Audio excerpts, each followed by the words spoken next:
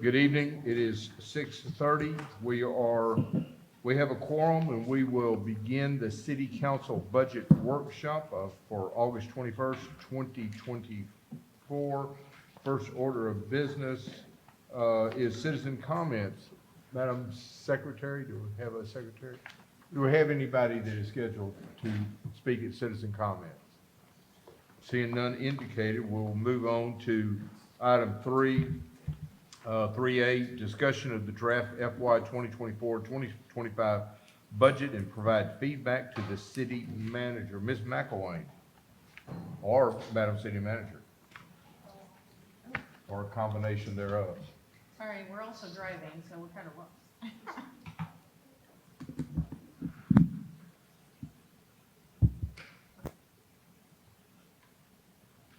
All right, I'm here. I'm ready for budget talk. We have kind of, nothing really has changed. I haven't changed any numbers or anything like that. I know that y'all have made some suggestions about some changes, and I do have numbers to let you know how it will change. So these slides are mostly the same. We did, as you can see, that the ad valorem tax, if we stay at the 0.4994, will increase in the general fund by $260,000. And our sales tax is only we're only going to increase it 3.5%. Last year we were at 5%, and that I would rather stay a little bit more conservative based on current year numbers. The only two additional positions that we have in the general fund are the two additional police officers, and then we have cost of living increases and step increases for all staff.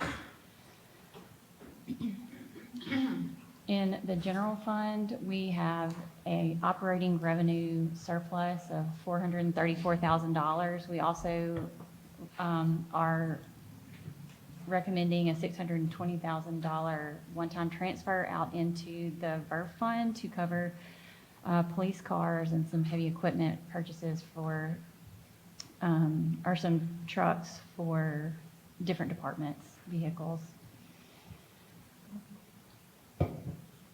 Oh, and our ending fund balance, this is showing that we're at 35%. Well, we'll get there whenever we get to that slide. Our assessed value, our taxable base increase is 1%. Most of our increase for the current year is new property.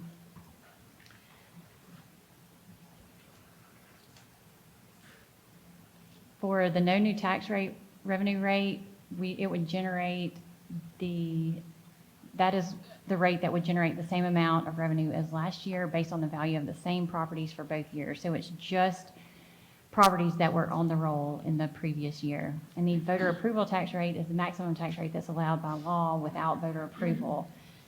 The M&O tax rate with the no new tax rate over what we currently have in the budget is $50,900. So stop right there. That's an important piece for us to consider.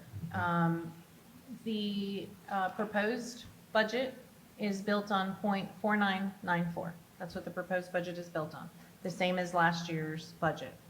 The no new revenue rate is 0.5025. I know that sounds crazy, that the no new revenue rate is higher. It is related to Senate Bill 2, specifically the homestead and freeze adjustments. So that's something that's out of our control. But I did inquire about that, and that is not uncommon with municipalities for fiscal year 25. She said that she's had several that had increased. So we're doing the same with a little bit less, just FYI, about $50,000 less, $50,900. That's going to be important as we go down the path later on in future slides. And so currently The rate that we've used is the same rate that we used for fiscal 2024. It's 0.4994, and the voter approval tax rate is 0.5165. So I hope you write this in your books. The difference between here and here is 50,900. The difference between here and if we went to the voters or went right below what the voters need to approve is $315,000.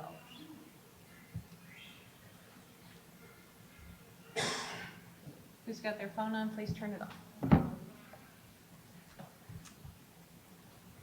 And this is just showing the increase and decrease in our tax rate over the past 7 years.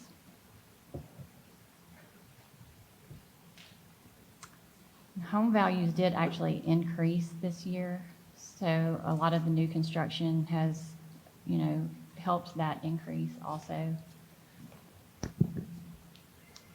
This is the property tax calculation based off of the 4994.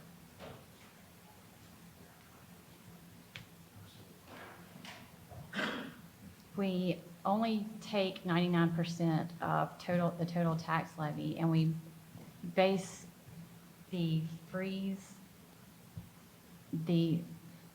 adjusted, or the contested properties, we value those at 75%.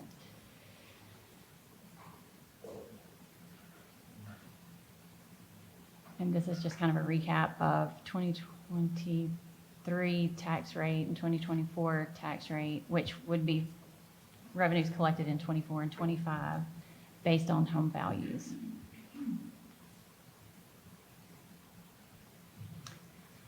Our sales taxes increased over the last 8 or 9 years, and in fiscal 24, we projected a 5% increase. We're going to be pretty much right in line with that, maybe just a little bit under. We still have collected more than we did in fiscal year 23, but I wanted to be more conservative in our budget for 2025, so we only budgeted 3.5%.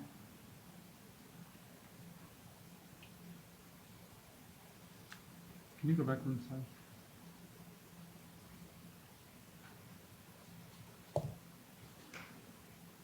More or less, more than doubled over 10 years.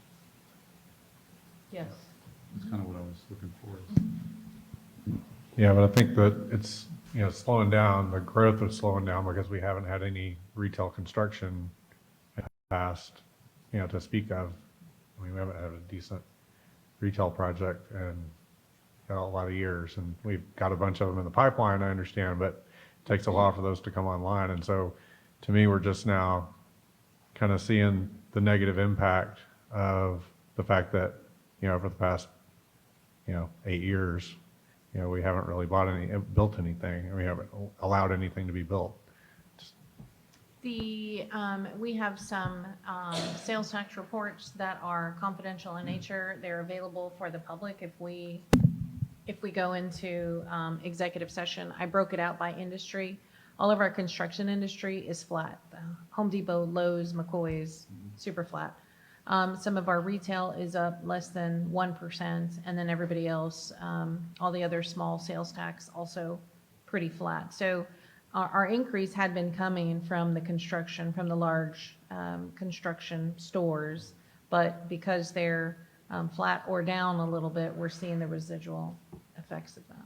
Is that, how does Elgin compare to Bastrop? Are they high? I don't With know. all the growth? I'll have to take a look at that. Oh, that's fine. Mhm. I think also that you'll see that with all the rooftops coming, that sales tax will increase also, so.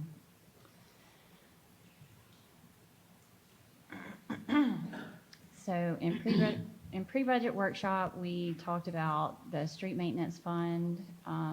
They have sales tax that's allocated towards street maintenance. We do have some bond funds that are available. I am not going to speak on how much it is because I can't remember off the top of my head, but I know that we have some allocated towards it. 3 million? Mhm. Okay. And then for the Old Iron Bridge, we are going to issue bonds when we, or that the plan is to issue bonds once we get the cost of the construction project back. I'm sorry, there's 3 in the old Iron Bridge. In the street, there's a little over 5, I believe. Council will be receiving an update on the old Iron Bridge and other CIP projects on Tuesday. I was going to say 4, so I was close. Yeah. We have 2 additional police officers and 2 additional water wastewater employees in the budget that you have in front of you. We also have cost of living step increases, and we have recommended that we bring our retirement plan from 25 to 20 years. We don't have any major capital improvement projects, new capital improvement projects, until we get the current projects complete or near complete. Also in this budget are 10 new police vehicles and quite a few pieces of heavy equipment, heavy machinery for street maintenance. The 2 new positions for the police officers is about $170,000. The raises would be about $665,000, and then the lease payments to the vehicle equipment replacement fund is increasing about $526,000. A lot of that is going to be for the police vehicles and the heavy machinery that.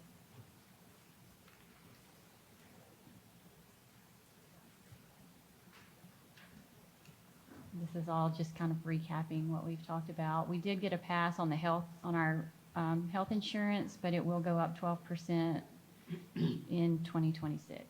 And we calculated, one of you asked what I that did. 12% equal to, and that was what the 12% was going to be equal to for next year, a 12% rate increase. We sent it, right? We sent it out to him? Yeah, you might have said it. 205,000. Yes.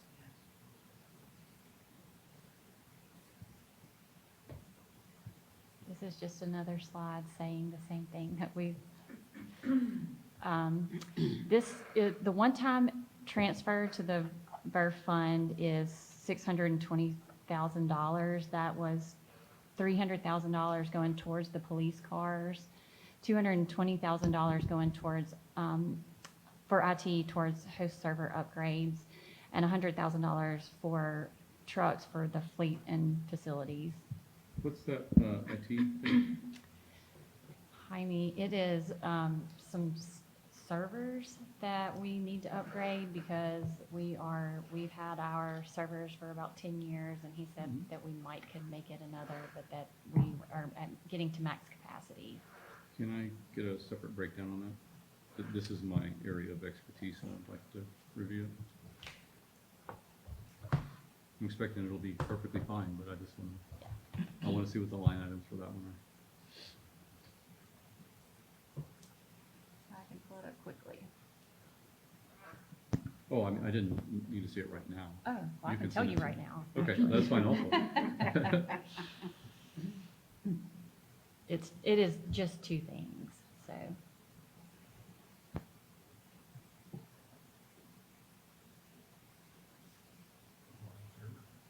Yeah, exactly. Well, we actually do have, it is 2 things. I have the quotes too, so.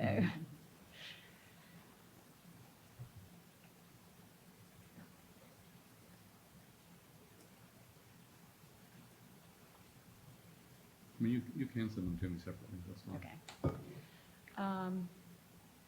So for development services, we decreased total revenue a little bit. We do have a lot of construction that we have coming up, and so we felt like this was a fair number based on revenues that we've received this year. Are they going to meet budget this year in revenue projections? Sorry, Actually, didn't mean to just- throw that to you. And I asked that because we have additional revenues we hadn't planned for in the Development Services Fund as we partner with the school district. They're in the ETJ and wouldn't have had to come to us for inspections. But Doc has been such a great partner that we are now going to do the inspections for the school. That is in the Development Services Fund, though. And The reason the numbers look a little bit different year over year is because the Development Services Fund is a brand-new fund. So it was embedded in the general fund before. It is a special revenue fund now. It really truly should be transitioned over to an enterprise fund because the whole point of these funds is they make money and they help sustain the general fund. It is, it's a healthy fund. It's doing just fine. It's able to pay. But what you'll find as we bring over our budget amendments, because if you think back, Ms. Waldron used to bring over budget amendments pretty much every other month. As we had extra revenue, we would kind of spend it through. I haven't wanted to do that because I wanted you guys to see exactly how much is over. And it's going to be engineering fees. It's going to be legal fees that had at one time been sort of buried within things. And so I want y'all to see an itemized expense of what is actually over. We have the funds to cover it. It's just instead of doing it piecemeal, we're going to do it all at one time. Okay.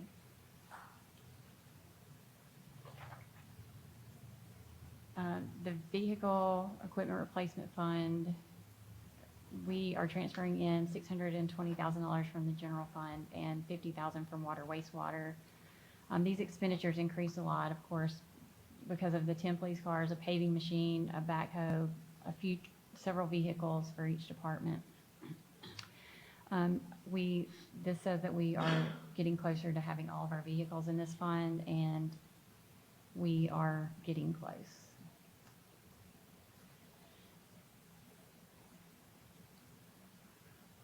The revenue for sales tax allocated is to the street maintenance fund is $2.8 million.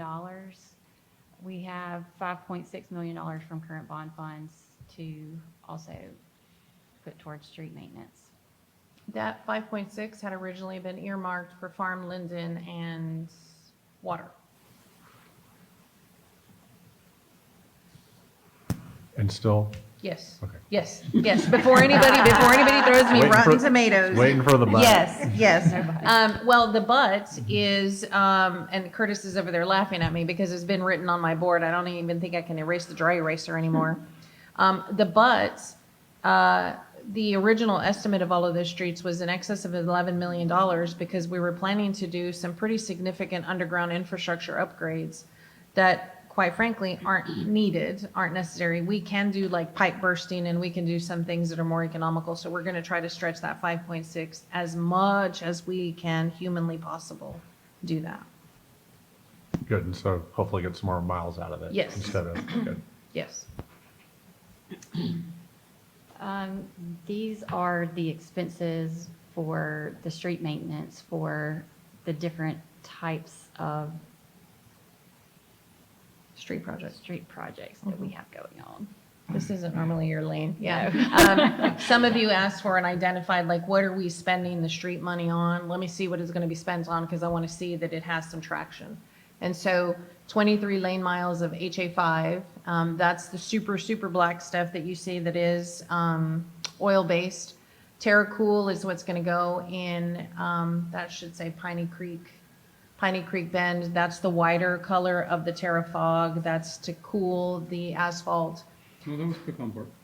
No, it's Piney Creek No, Bend. no, It's I Piney thought Creek. he said, Curtis said in the last meeting that it was Pecan Park. It's Piney Creek. Piney Creek Bend. I do that Friday. I'm good for being this stuff. Yeah, Piney Creek Bend gets done Friday. It's TerraCool. And then the seal coat, which is what it sounds like, and then the extra layer of HA5, that's around 5 lane miles. But I mean, you can see the price difference of when we start getting into the different. And so it's really important for us to continue to stay on top of maintaining things so we don't ever get to the point where we're doing $1.4 million for, 16,000 square yards. Do we know where that's going? Water, Mesquite, Gutierrez, and Childers. I might be on the wrong one. Oh. On the, were you on the Silk Coat Oh, with the HA5? 5 lane miles. Where's the seal code in HA5 going, John? I've got some in Tahitian and, Tahitian for the folks at home. and then the arena and over here by the Make Pass, those streets. The area around Mayfest Park. Okay. And then on the overlay, Where is that? I want to do a Hassler by HEB from Frontage Road all the way to Old Austin. Put another layer on, and then settlement. Hassler, 71 to Old Austin, settlement.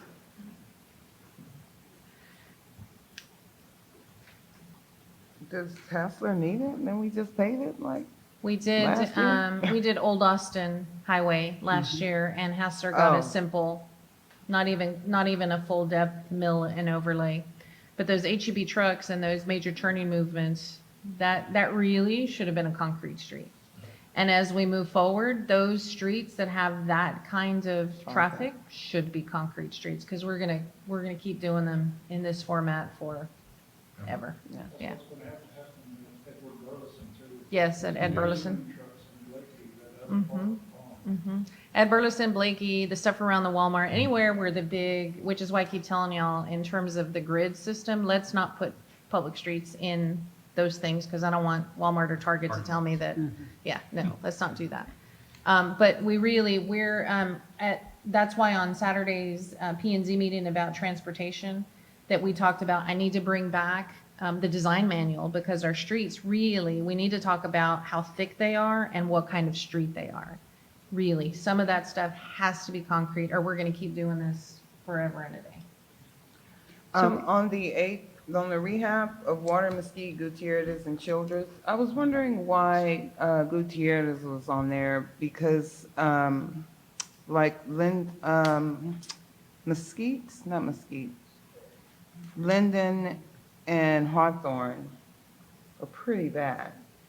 And Gutierrez is over by Premier Baptist Church, right?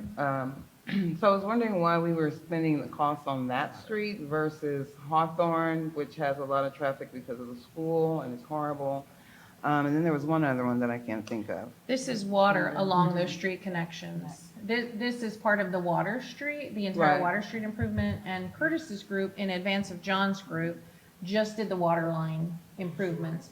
Water Street. Yeah, it is, Yeah, the by the entire. courthouse. Yes, exactly. The entirety of Wall Street, Water Street, when we went and borrowed money, we said Water Street was one of our projects. And so that's why we're on water, and it's part of the water farm in Linden. But yes, Hawthorne, we have a development near Hawthorne too. Yes. What I did. Here, John, come to is because, come to the mic. Because Curtis, when I first got here, he says that has a lot of traffic due to everybody when they leave downtown to get back on 71. So I did traffic counts, and yes, it's very high. So that's why we have that street on there. Plus, there's no improvement that needs to be done on water or sewer, so it's a good candidate to go ahead and do now. To get that out of the way. Yeah, so that's why it's on there. And why not Hawthorne? I want to eventually do it, but like city manager says, there's a couple of projects that want to happen over there, so we may be able to tag with them to help with the street. And I would think Hawthorne would need more than just a rehab. Yes. Hawthorne's Pretty gonna bad. need drainage. Yeah. Yes, yeah. Hawthorne's yes. going to need drainage and some utility extension. We have a subdivision development. Yeah, I'm going to and a minor help out, commercial. John. So our Linden Street is on the list. Yeah. But Linden Street has water improvements and wastewater improvements that need to happen first. And then once those improvements are made, but ahead of that is finishing up some of the water and some of the other additional improvements on Mesquite and some of those other ones. And then we'll jump over to Linden Street. So Linden Street, you'll probably see either at the end of 2025 or at the beginning of FY 2026. The Hawthorne Streets is in the same thing. You'll probably see those two come together whenever we get. The other deal is those are quite a bit of road miles, and so it's the number of road miles that the contractor can get, as well as water and wastewater keeping ahead of John. So you'll see those come. They're on the list. They're just later in the years.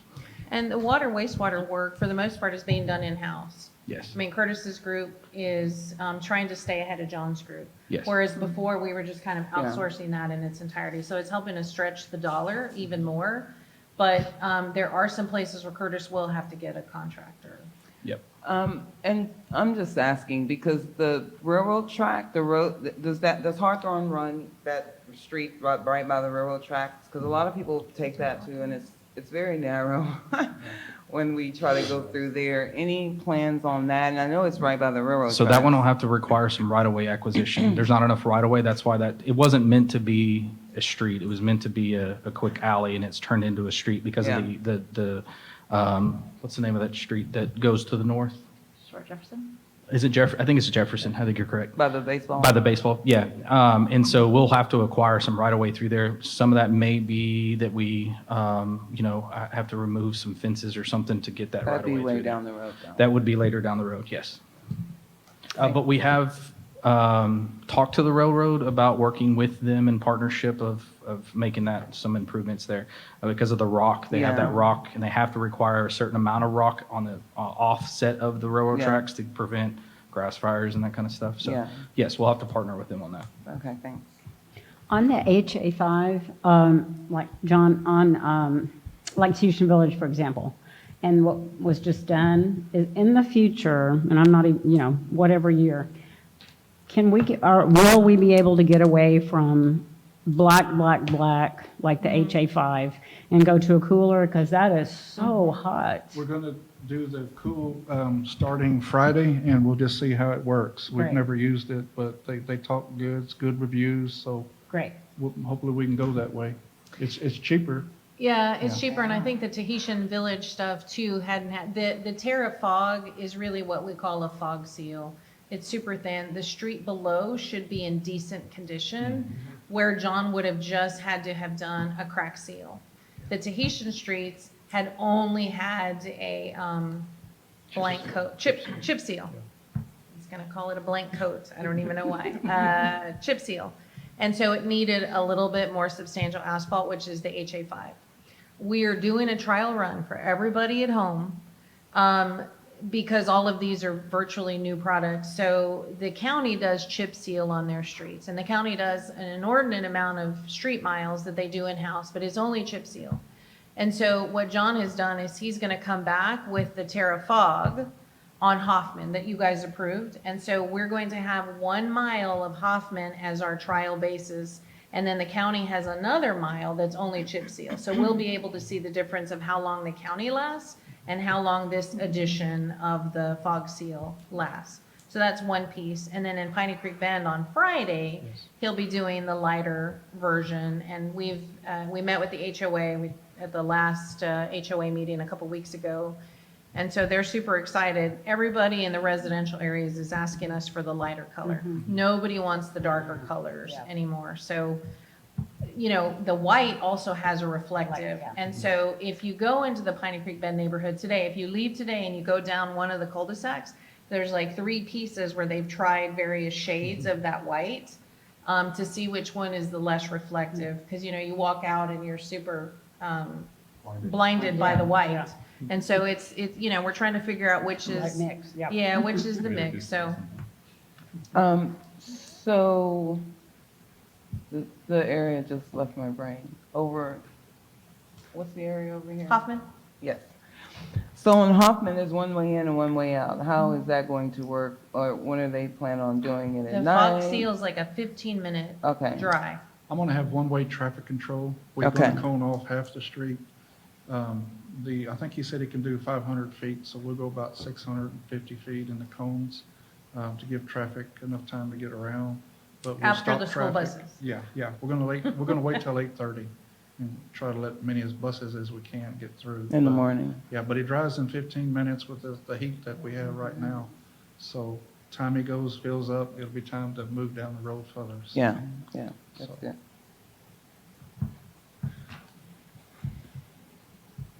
Okay. Sorry, this is boring for you.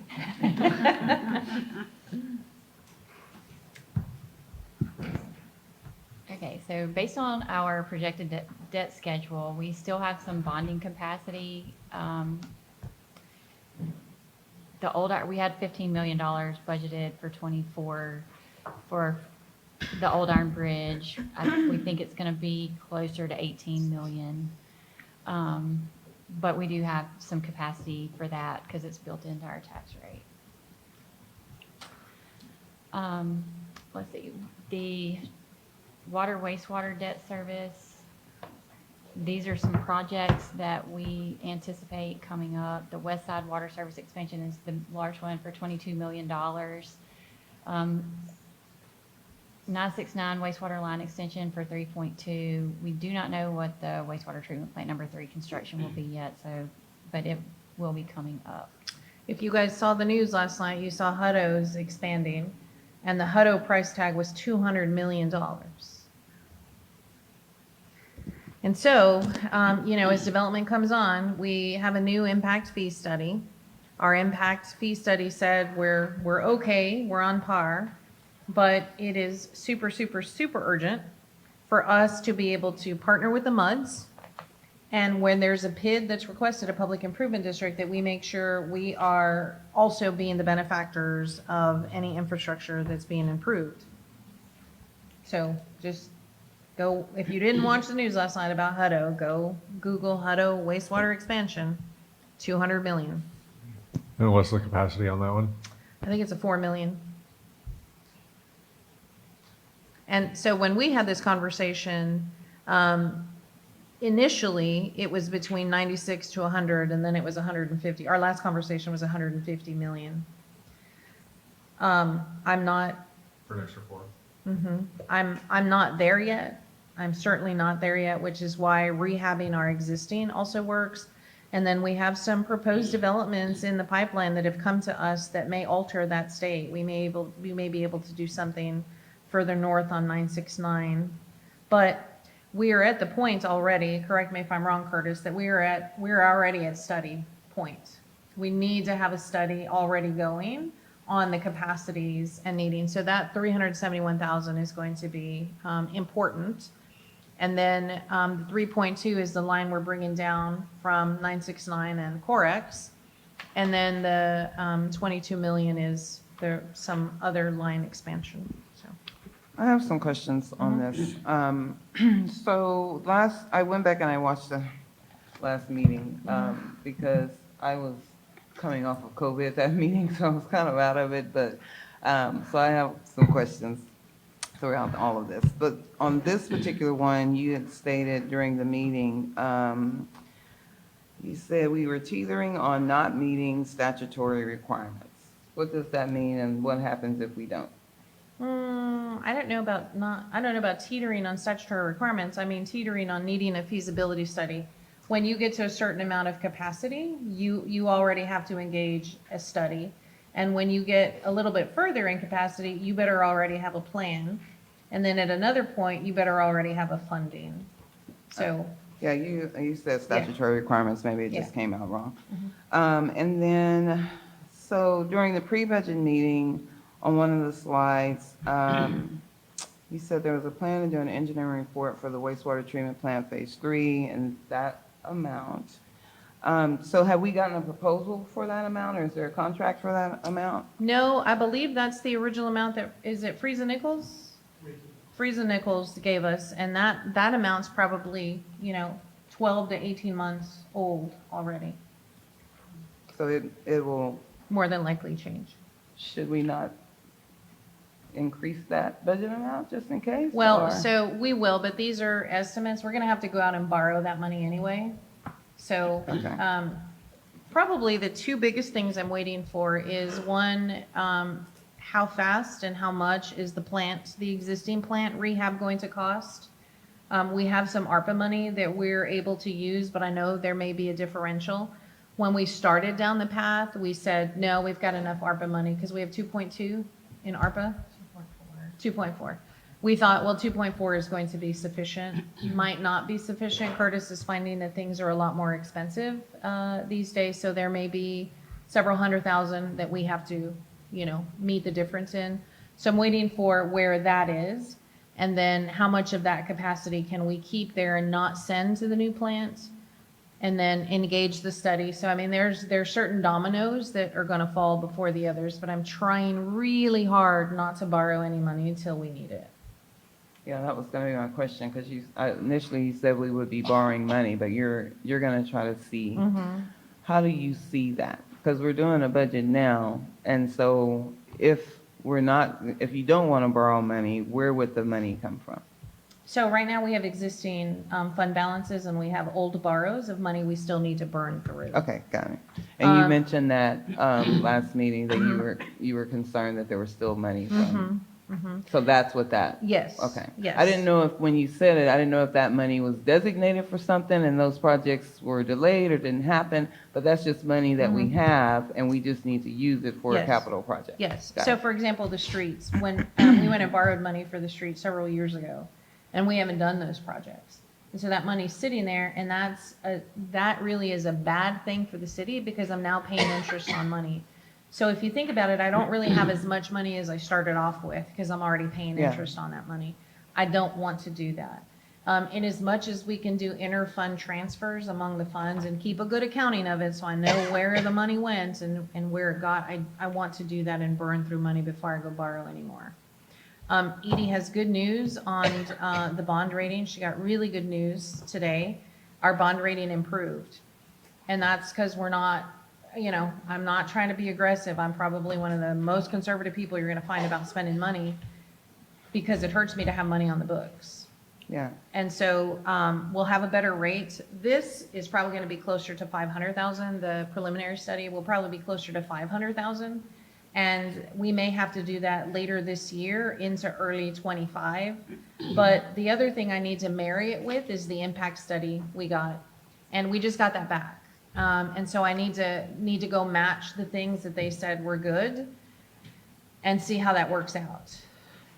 So you said the preliminary study, and I'm sorry if I missed it. No, they're good. The preliminary, is that the engineering report?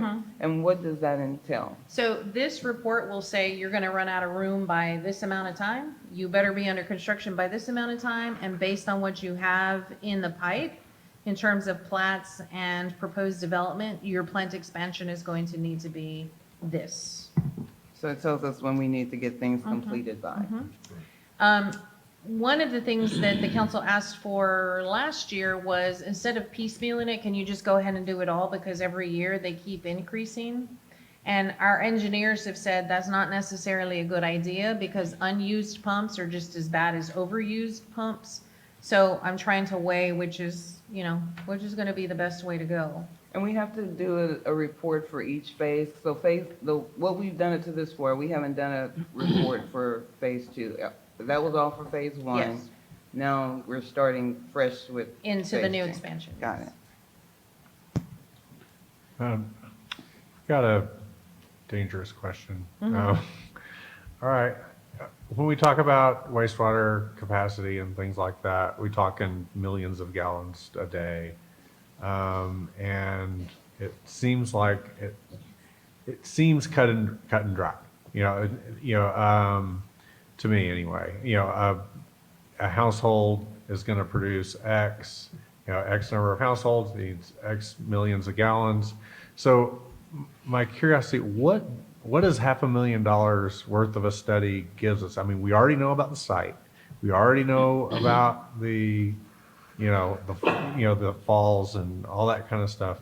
I'm just, curious, what is it that needs to be studied that's $500,000 worth of studying? I don't think it's a $500,000 worth of study, and I think one of it is the TCEQ requirement. Like, I've got to do that. Okay, so what does that mean? I mean, is it, Well, hey, Curtis Hancock, what it is the study will also tell us, is it smart for us to build a 2 million gallon plant or a 4 million gallon plant? Is it smart to build a 2 million there and a 2 million on the other side of the river? It takes into account all the development. Yeah, and it tells you the timeline of what we know is coming and what they can project with the land around it. When you get utilities going different places, well, they're gonna build next door.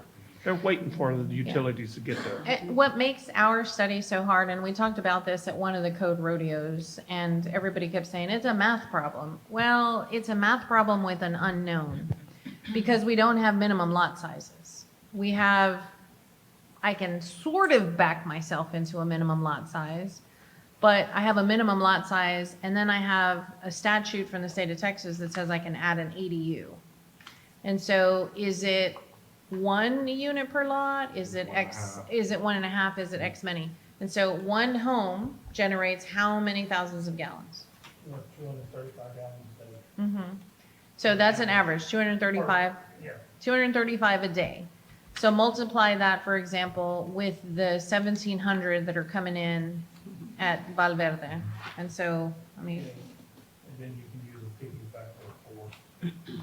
That's what you have to, that's because that's what the TCQ, what we have to build to reach max. So, yep, that's times 4. yes. So that's about 1.6 million gallons in, just from Valverde, just Valverde alone. And so we have stuff to the north coming, plus the flows we've agreed to take from Corax. And so you begin to see, where are we gonna, what are we gonna do with that? I don't mean to scare anybody. The sky by no means is falling. I see Prior Mayor Tom Scott going, what in the heck are we getting ourselves into? It is a math problem we have to back ourselves into, and it's a funding issue that, we don't want to burden the existing ratepayers with unnecessary. Yeah, and does like, as you get bigger, does the peaking factor go down because you, No, your peaking factor is gonna stay there. Okay. Because the peaking factor comes from your pipe size. That's how you Okay. figure your pipe size. As far as the plant, are we gonna ever hit that peaking factor? I certainly hope not. Wouldn't think so, yeah. I mean, that's why you see our guys out smoke testing so much, is because when we monitor the SCADA during rain events, and we find an area where pumps are running long, we go smoke that area. It may be 3 blocks, it may be 12 blocks, but we do it right away to knock out that I&I problem, so we're not treating rainwater. Because we are in a bind. Yes, I so mean, let me translate what Curtis just said. Let me translate what Curtis just said. A smoke test is where they are going to see where taps may have been before, the house has been demolished, something has happened, there's been a fire, whatever. We didn't cap that tap properly. We have infiltration. So that's the I that he mentioned. We have infiltration, and infiltration comes in the form of rainwater or any other flood water that isn't part of the normal plumbing system that we have to treat in the wastewater treatment plant.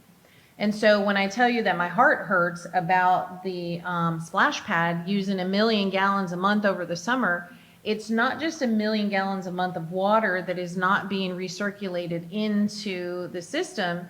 It's also 1 million gallons of water that I am treating over there at the wastewater treatment plant that takes up capacity for 1,700 divided by 2.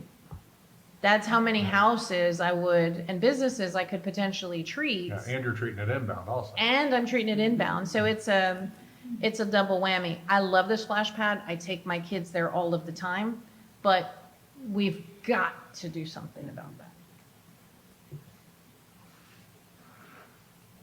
I know, also not fun stuff for the finance person. Councilmember Lee, you good? Yes, on that one, yes. I was gonna bring up the splash pad, but I'll wait till we get to Okay. We are not proposing any changes in general fees. Wastewater, the base fee will go up $5. We did have a study done, and so fiscal year 2026, we may be having an increase. But for fiscal 25, the $5 should be sufficient. Our building fees we're proposing to match state law requirements. Sylvia, do you want to clarify with the fees that they're going to see a master fee schedule come? It's not at a later time. Like we're updating our master fee schedule to, the master fee schedule that's always been a part of the budget was not fully codified on our Muni code, which is our ordinance, online ordinances. So we're going through and making sure everything matches with the master fee schedule and the ordinances that have been adopted over time, and make sure all those get codified together. And you're going to see that come, and so that document may get a little longer, but it's not that we're adding new fees. It's just that we're Well, Making I say sure- that with a caveat because I've got the Parks and Rec director Yeah, in the they've got some- audience who visited with the Parks Board, and there are some proposed park and Fees. recreation fees that are being proposed to be increased to the tune of about $20,000 that are part of the general fund. Yeah. So we will bring those to you at Tuesday's council meeting, Terry? Yeah, we're going to put it as a part of the master fee schedule Okay. that we're going to bring forward. So we'll provide an update to council under separate cover for Monday's meeting so that you can see what those are.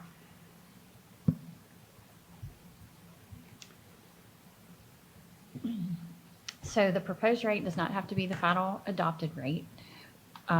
We, in the,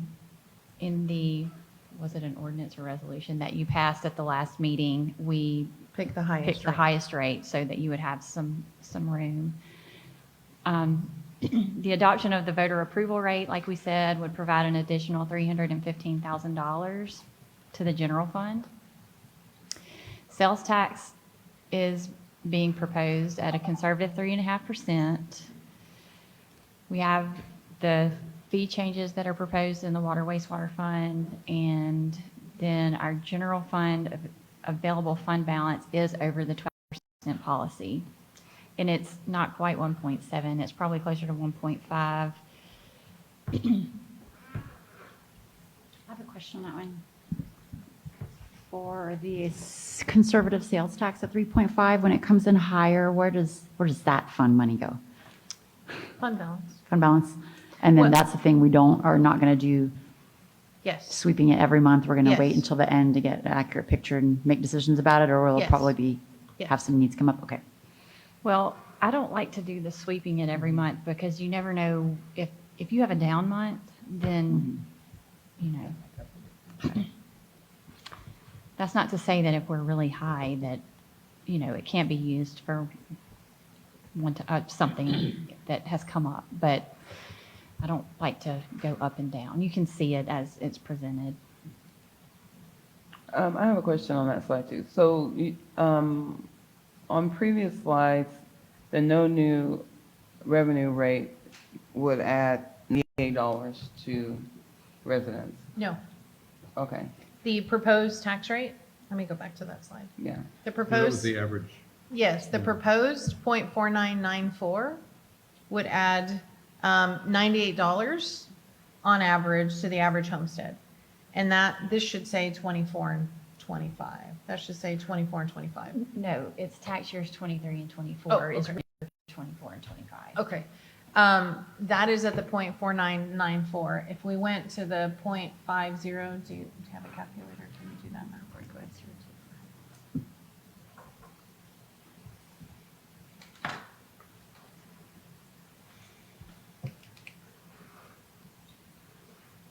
$15.50, $15.49.33. What slide is this? 1,500-ish? 1549, 50, okay. page 32. Oh, it's not. 32? No, I lied. So it would be 17. $109. I want to change it for the folks at home. And so if the no new revenue rate was adopted, then the increase is how much? $109.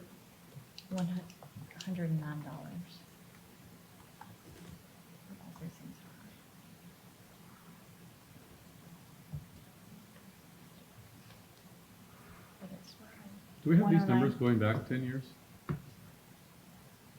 I'm sure we could provide it. 109, how much? 109.33. And that no new revenue rate is .5025, not 65.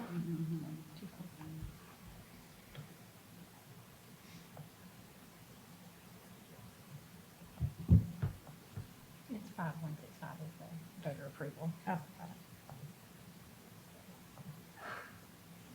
109.33. Mm-hmm. And I was wondering what the difference would be with the voter approval to the taxpayer. 0.5165.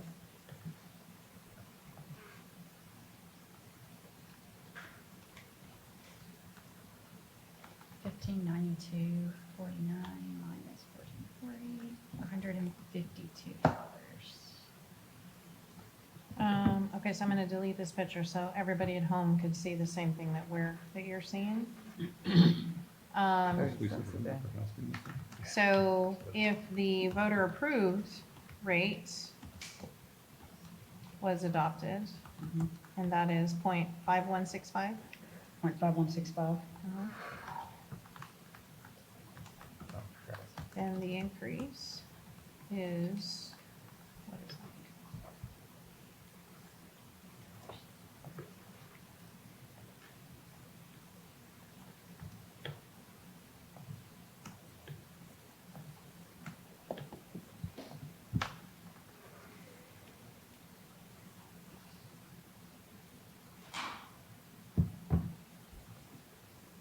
Waiting on you. Yeah, 0.5165. Sorry. Oh, It was $152. 152? Any change? I did not do the change. I just did. Just assume there's some change. Well, the 1440, it was 1440 some blank and some change. Okay, 152 and some change. So we've gone from 98 to the highest at 152, right? Mm-hmm.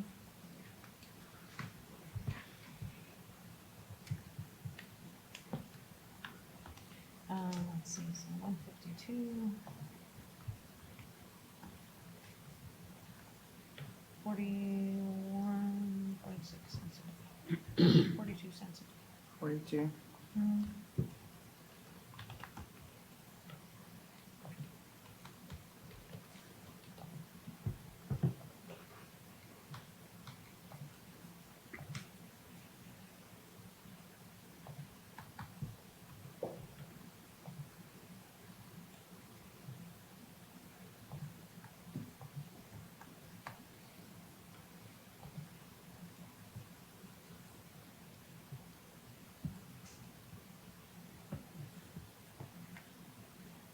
Okay, I think I'm good on that.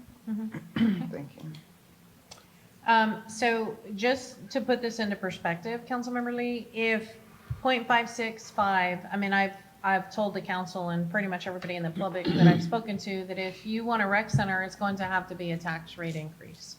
We're gonna have to put it on because it'll take a bond, and the bond means debt to pay for.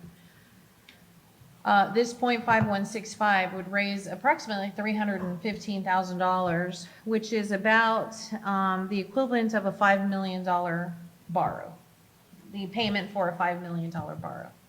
Doesn't quite get us a natatorium, doesn't quite get us, but it may get us a nicer space, a metal building with some classrooms, so.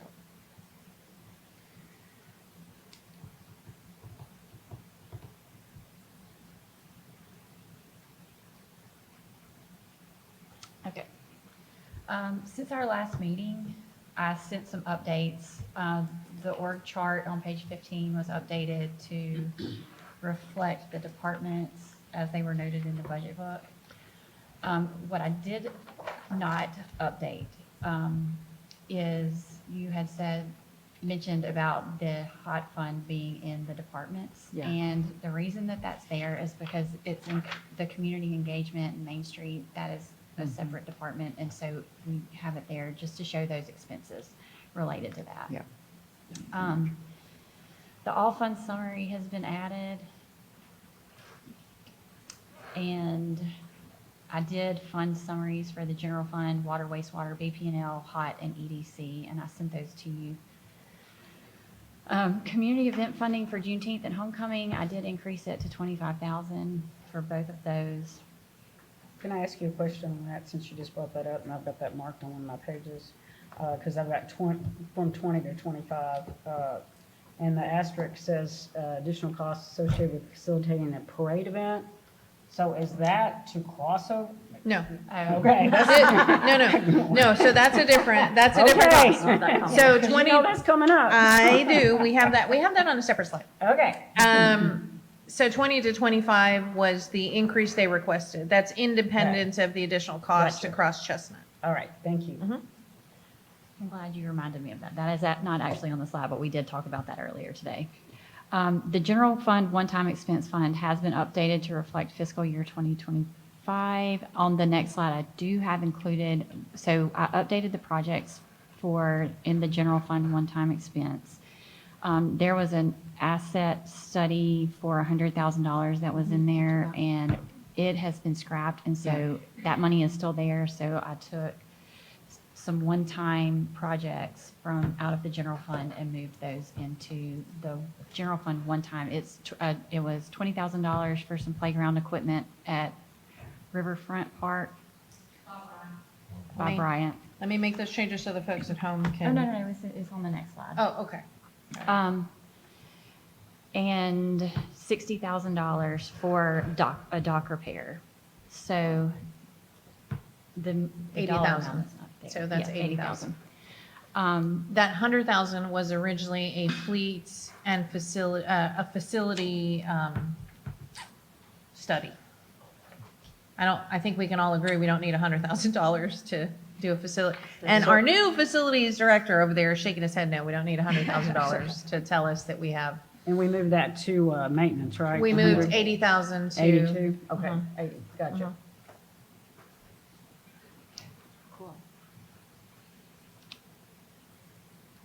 Hold on, let's go back. I'm gonna go back, Let's yeah. see. Okay. Oh, Number 6, the water CIP requests on page 166 and 169 were updated. And I added the 2020 limited tax note and 2021 certification obligation funds. They, for some reason, had not rolled into it, so I just added those sheets so that you could see those. There's not much money left on either one of those, and they will be zeroed out by the end of the year. Okay, so additional items that we have for y'all to consider.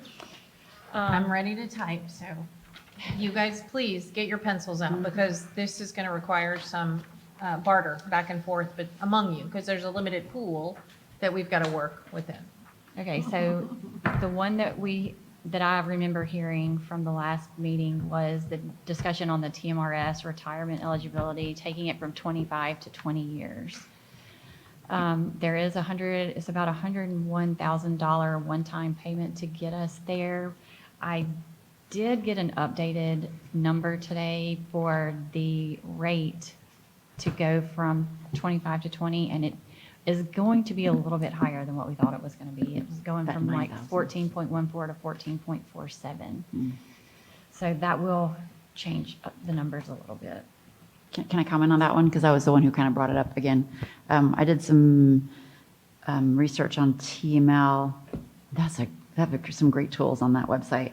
And of the 923 cities listed in Texas who are TML partners, 717 of them are at 20-year, and only 206 of them are at 25 years. So I don't want to be in the 25-year group. Well, and most of those 25 are probably general law cities also. And none of them were around here. Yep. And so the other thing we want to talk about, and we had TMRS give us a very, very, very good breakdown. Oh, yeah. We talked about the COLA, the non-retroactive COLA. So, and we'll send that email. And when we said that last time, when you say you're not going to treat all retirees the same, people have I burned my hand on something. That's not actually true. The formula is complicated, and what ends up happening is if you retired longer ago, you end up getting less of a COLA. And so the COLA formula, and we will send that out so that you can read it. You don't have to make a decision today. The COLA is more favorable to retirees because it takes into account the more recent inflation and other costs. So I'm going to put that out there. We will send those documents under separate cover also. But that does decrease the TMRS contribution just a little bit. So I have a question about the anniversary date, and I was just wondering, I know that you said one of your focuses was to get employment, to get more qualified people to employ or attract people to apply. But I was just wondering for the 101,000 and the 9,000 a month, or annual, is it worth it? Or are you considering was there a survey done with the employees that said they preferred to go down? Because that's $100,000. How many of you want to raise your hands? in the audience? 9,000 annually that we could use for something else. So my brain was just like, is this something we really need to do? I think to stay competitive, yes. But more importantly, and I hate to say this, and I don't want it to sound ugly at all, but TMRS for government employees is the golden handcuffs. It's what keeps you in an employment, and it keeps you in the municipal sector for that period of time. What ends up happening when you're in a 25-year city and you get to be, I don't know, 16 years, and you get really tired of the politics in Bastrop, you can go down the street to a 20-year city and finish your municipal retirement. And then 4 years looks better than 9 years to do that. We have several employees who I've managed to keep saying, we're going to try to go to 20, please hold on. You don't have that much more to go. The institutional knowledge that we lose when they move on it hurts a little bit. I would venture that you could take a poll right now in the audience and ask them if they'd raise your hand if you'd rather go to a 20. Curtis put his hand up quick. Well, some of them are already beyond, some of them are beyond the 25 even. How many of y'all will resign immediately? No, they promised me that too. We've had that discussion. The other piece to it is when you get to a certain point in TMRS, you begin to lose money. We do have some of those employees on staff who they like the work so much that they continue to work. So, yeah, there's one I'm staring at right now, but I'm not going to point him out. But the water department, the wastewater department, fire department, probably the police department too, those are huge recruitment tools. When we go to recruit, that's the first thing they ask, what's your retirement and how many years? Because they know if they're in another city and they're working at another city for experience, they'll ask you, how many years are you at? And what is your match? No, yeah, the first question they ask is, what is your match? And ours is 7%, right? up from 6. I noticed. Yes. We're behind for that. So, yeah, we're a little bit behind. And then they'll ask, what is the match? Because some cities are only 1-to-1. Some cities are 1.5-to-1. We're 2-to-1. And that was work that the council did before I got here. In the last 5 years, you guys have been trying to get your employee benefits to match. So those are the 3 questions. Oh, and what's your sick vacation policy, accrual? And how much health insurance do you pay for family and dependents? Those are probably the 6 top questions. And the 9,100, does that stop after a while, or? Our contribution rates do this, and then they come back down, and it depends on a number of factors. It depends on the number of people paying into the pool. It depends on the number of people retiring. So it would change? Yes, It could change, okay. it fluctuates.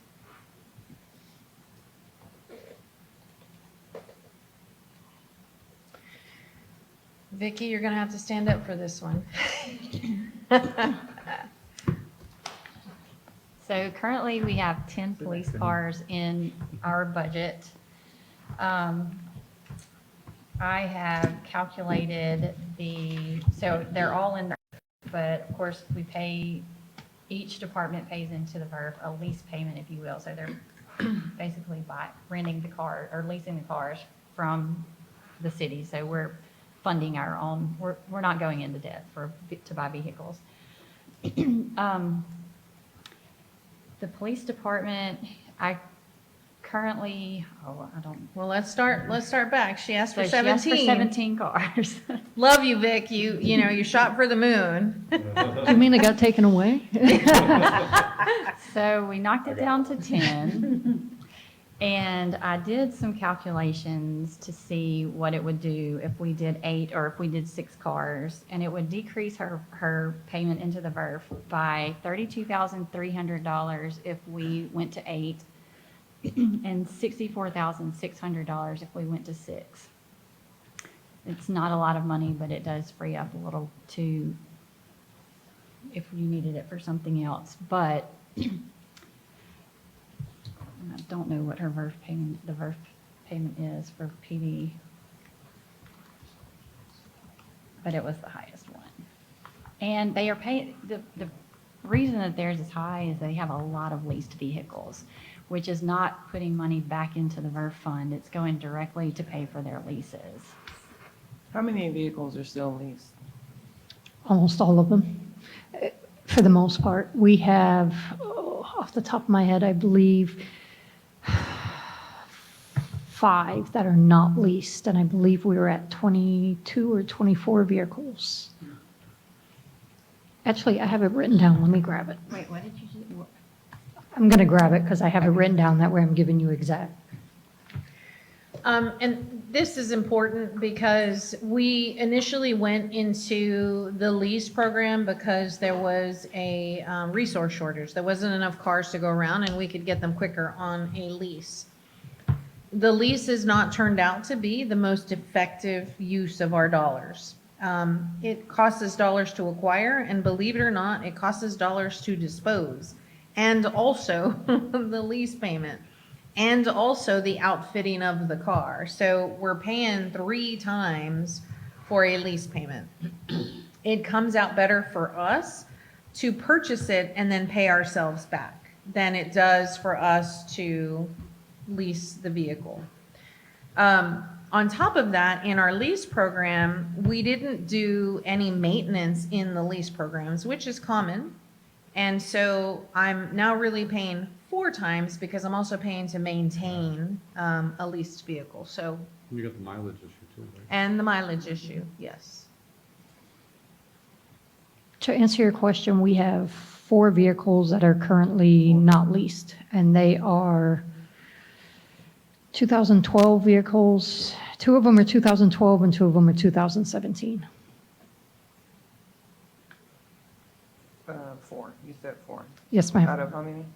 That is out of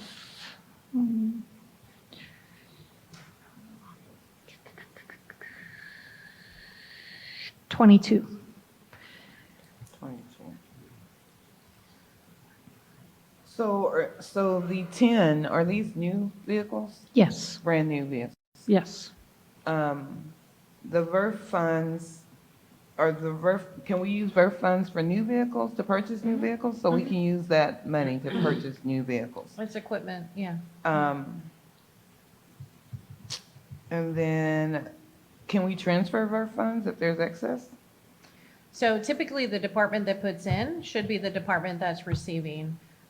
We can sometimes mix general fund money, although they, out in the audience, would have my hide because they know exactly how much they contributed and they know exactly what pieces of machinery are due. So departments can contribute part of their Yes. budget to the VERF, every department Well, every department That has has. equipment. that has equipment. Yes. And so interestingly, because I know you're looking at me like that going, why don't we just all put it all in the general fund?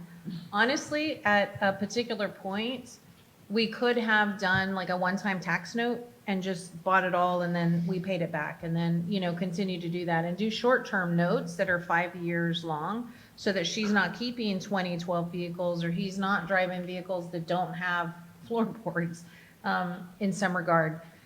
We've chosen to do it this way. For the last 2 years, we've been trying to buy ourselves out of the leases.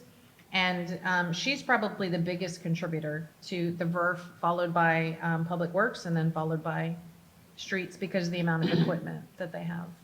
So I thought the last meeting you said we were kind of getting caught up.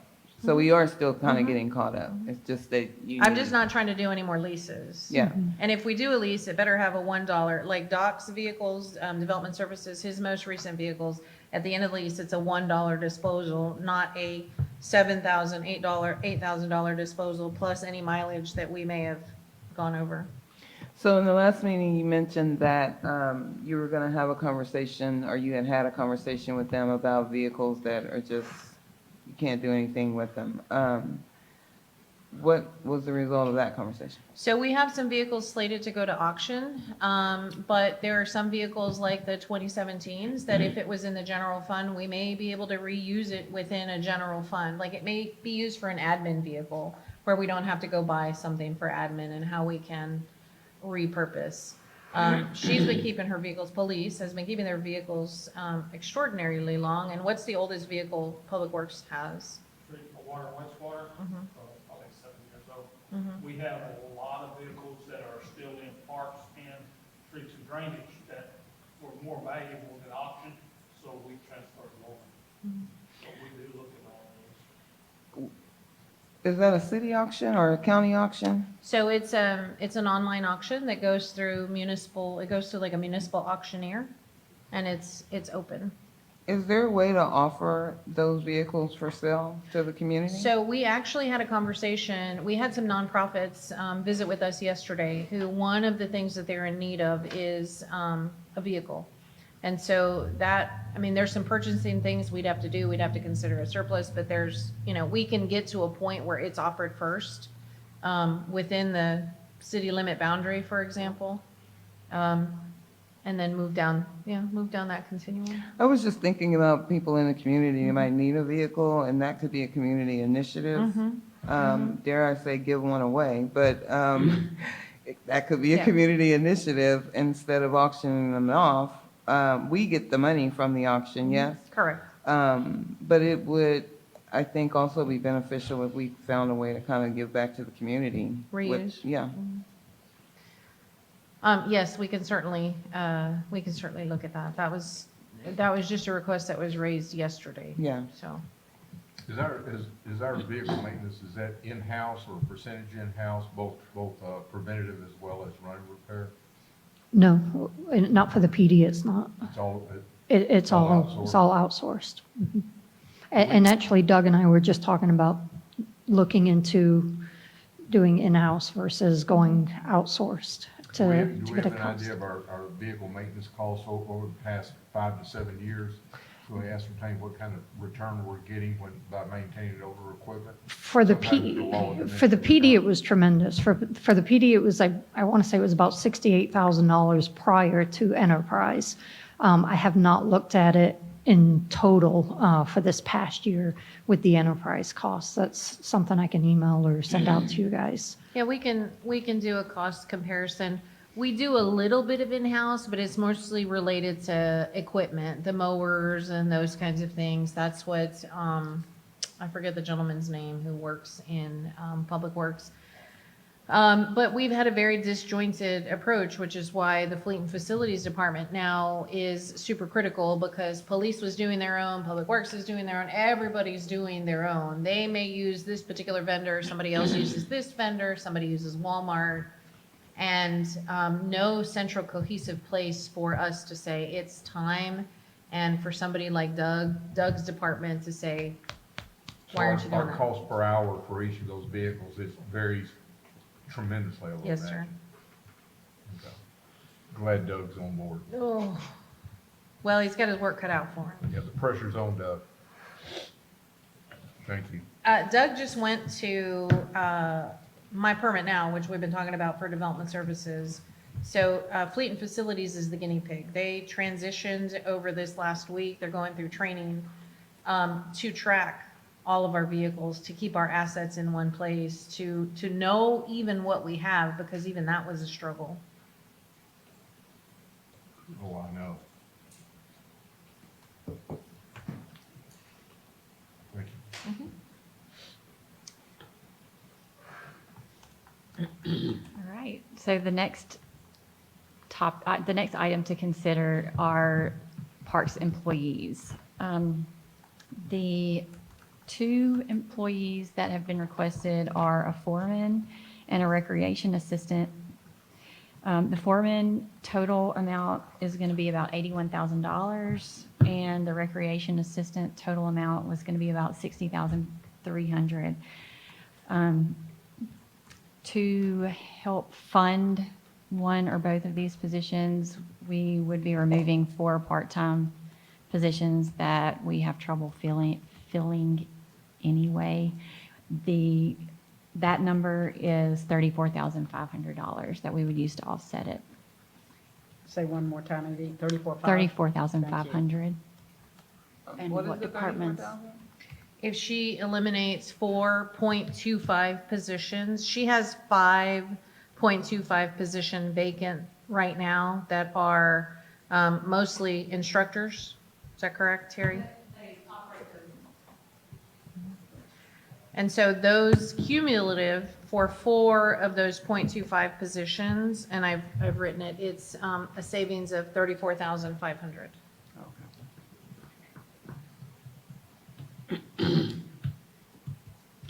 Those are part-time positions that work at the recreation center. They can do anything from, doing the check-in, opening the facility, or running programs. And this would be a swap that you would value? This would be, Yes, ma'am. So I'm going to tell you my struggle, and Terry and I have talked about this quite a bit, is you have 4 .25 positions that could do a variety of things. That recreation assistant is one person who would do that, and that's going to be relief to Cammie, correct? Yes, ma'am. So if we filled those 4 .25 positions, they could essentially do that. The challenge with somebody that works 10 hours a week is they don't have as much input or dedication, they're dedicated, but they're not as involved in the work. So we can't give someone who works 10 to 12 hours a week something that they're in charge of all the time, because they might not work that week. They might not work for another 3 weeks.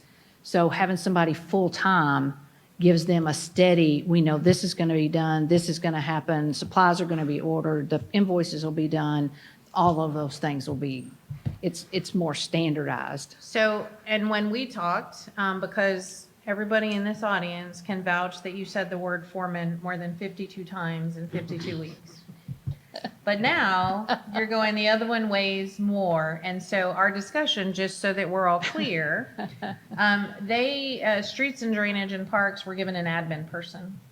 That admin person has moved on, but the discussion has been to relieve Terry of some duties and give it to that admin person, because those admin people are called techs in their neck of the woods, not in City Hall over there. And so they're required to have a little bit more skill level. And so she would not need the foreman because that admin person is going to take some load off of her. And so she has opted for her recreation coordinator. Am I saying this correctly? Yes, ma'am. She's opted for her recreation. But may I say I'd like them both? Of course you Just would. so you, okay. Vicky But wants yes. 14 cars or 17 cars. Just put it on the table. Yeah. And so from if we're spreading the wealth and we're spreading the work appropriately, then the hire of a really good, what do y'all call it? Admin techs? Technician. Technicians, yeah, Mhm. That would relieve a good deal of the load. So I would like to give that a try first. Fund the recreation assistant with some of her savings, and let's give the technician a chance to work. So can you explain what the foreman does versus the technician? I guess they'll be doing the same thing. but Absolutely. What is the foreman? So the foreman would be the one that would be putting the projects together. So let's say the foreman would dock building. We know we need the docks rebuilt or refurbished. That foreman would be collecting those bids, getting that information together, and figuring out whether we can do it or if we have to hire that work out. The foreman's also going to be the one keeping up with the inventory of the parks. We recently did an inventory of just trash cans, and we have more different kinds of trash cans than we want to tell you about. But now we know what we have, and we can start unifying that type of work. A foreman would do that kind of work. And so would a technician do the same thing? No, Or ma'am. What would a technician? The technician's going to do things like, in this particular role, the technician's going to do all of the invoicing and works not just for parks, but also for public works. So all of the invoicing, all of the purchase orders, all of the admin finance work would come from that person. That person also takes care of all of the permits, like construction permits that are like underground lines and stuff like that. They would also take over the special event permits. So that person would process those special event permits. Also take on some of the projects and some of the bidding and those kind of things that normally a foreman would do. But our technician is going to be more involved in that day-to-day work than, I don't know that there's another department that has someone like that. What's the salary for a technician? 50, 54, I think. 54, not loaded, so 54 times 1.3. Isn't that right? Yeah, yeah. Loaded 70,200. And that cost is split between parks and Pretty public good works. salary. And it is a big job. I mean, all of, and it has, I could sell you on the job, but they're also doing all the ordering for both departments. They're doing, keeping up with just the day-to-day stuff, because not only do they have the 8 parks people, but they have 16 public works guys that are coming through there asking questions. They also answer the phone, do all those types of things too. So it's a big job. It's someone that has to Multitask. definitely a multitasker. So there's a pool of those kind of technicians. Curtis has 3, 2, 3? Yeah. Two, I had 3 when it was a technician there, and she did do all of those jobs for parks, and she also did all of my paperwork for any bids for water and wastewater. So they're out there. Yep, and that's why those are called technicians, because they're doing more, an administrative assistant in here, yes, they're doing some ordering, yes, they're doing that, but, for example, BP&Ls, your assistant that just left, I mean, she would look over the bid and the bid contracts and the bid documents, so And we can put those salaries in the budget and be good. she's It's already already got it. there. That one's Oh, already it's there. already got it. That Oh, one, okay. that particular one is there. We just have, it's open at this Yeah. moment. Okay. And We the- have interviews next week. Yeah, the discussion with Terry was the incumbent that was in the position before was not truly fully utilized. And so if we revamp that job description now that the job is open again, it will free her up Yeah. to do, so. So my question on that, so who was, maybe Curtis I'm asking, who was doing this before with was it out of It's happening now. okay, so that was being spread out? Sandy it was- Boulder. So if we do if we look at those numbers, minus the offset, if we don't decrease, which I think Sylvia, what you're saying is we can probably work something, we're looking at $106,800 more. Just For with both. those.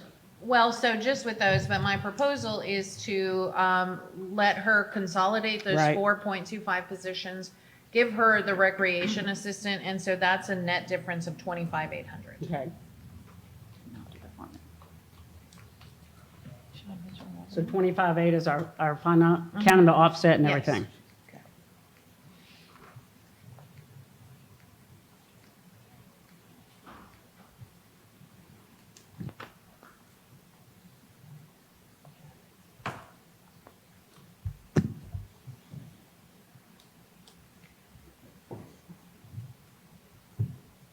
And so Edie told you that we had some savings from the $100,000 study. So if you've got your handy dandy pencils, this is gonna come out of one time. I'm not even gonna look at that. So if anybody has the stomach to reduce Vicky to 8 cars, that's 32,300. The 100 that she talked about is already been used, $80,000 to general fund for one-time park. So there's really $20,000 left to reprogram from that $100,000 initially. Do you want me to open up a spreadsheet so we can look at it? Okay.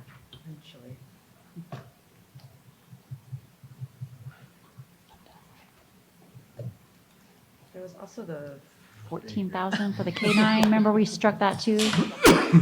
Yeah. Did we strike that? On that same, on the same page 59, right below the 100,000 for the asset management carryover, there was a police K-9 startup. It was for 14.5 that said, what you said was already paid. Did we Yeah, I think that was already. define that money or it's already? No, it's already okay. been spent.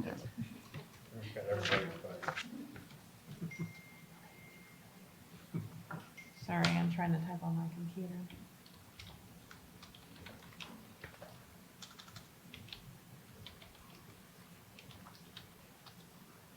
That is That's in a different fund, so that's Yeah. in the one-time fund.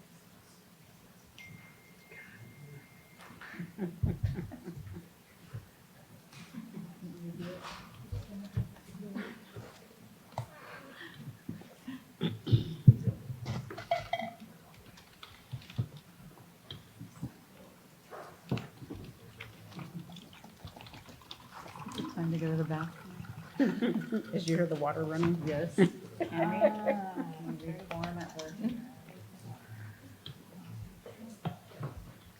Mayor, do I ask permission to go to the bathroom? This works. You don't need to. This is a workshop, working.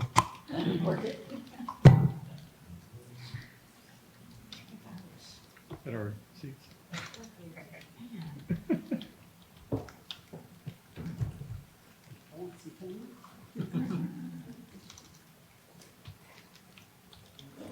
So, Spreadsheets required. the Boo Bash and Wassel Fest, we just somehow missed as we were working through the hot funds and we were working through all those worksheets. We just missed it. And today, our community engagement director, which by the way, last time I said she wasn't a director, she is a director. Somebody showed me her business card and said, "You promoted her."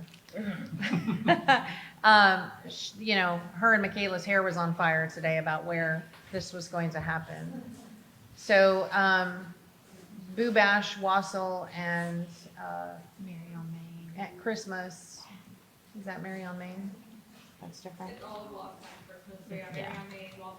Canceled Christmas? We canceled Yes, I Christmas. canceled Christmas. I did not mean to do that. And then additionally, we have Friendship Baptist Church submitted a request to you as part of their Community support. yes, community support organizations. We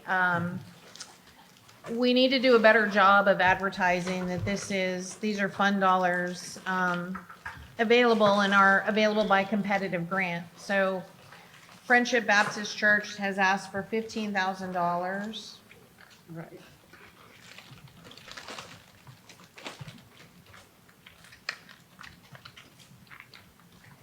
And the Kerr Community Center, they asked for two different pots of money, $22,000 for a dance troupe that would celebrate, tell me again, Councilmember Meyer? It's for a specific event. Sister Moses Project.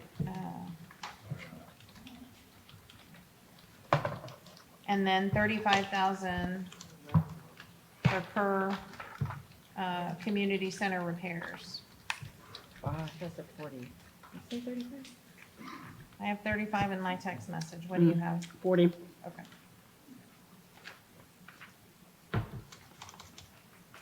$40? Is it 40? Diane? Okay. Did you have, Diane, did you have 22 or 25 for the Sister Moses? 5. You have 22 or 25 for Sister Moses? 25? 25, yeah.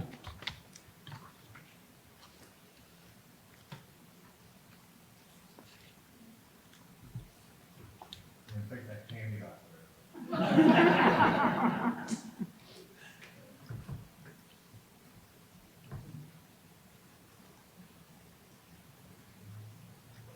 And then 40 more. For, Oh, is Sister Moses? Docs, It's there. or Is it, 25,000. 25.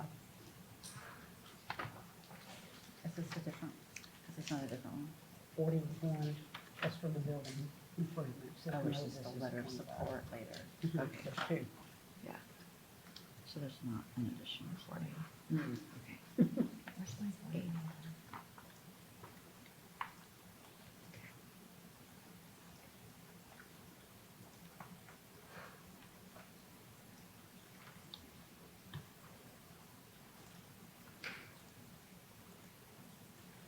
I excluded that because that's money that got moved out already, so.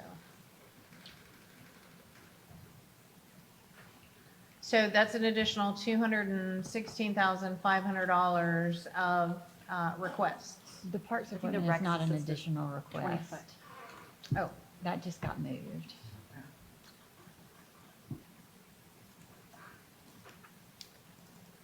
And the parks employee, does that, do you have a different number, have 25.8 for that? Sorry, I'm not talking. yeah, what is that number, 20? Yeah, it's 25.8. I think it's the difference 25.8. between the 34 Oh. and the 60. Just finding money everywhere. no big deal. 25,800. Oh, I wish I were finding money. Every time somebody came in my office today, they were like, I need some more money. So, Sylvia, is this where I need to talk about what Yes. Parks Board wants? Yes, yes. I was trying to figure out. And- Bring us some money, that's what they want to do. And so just so for the folks at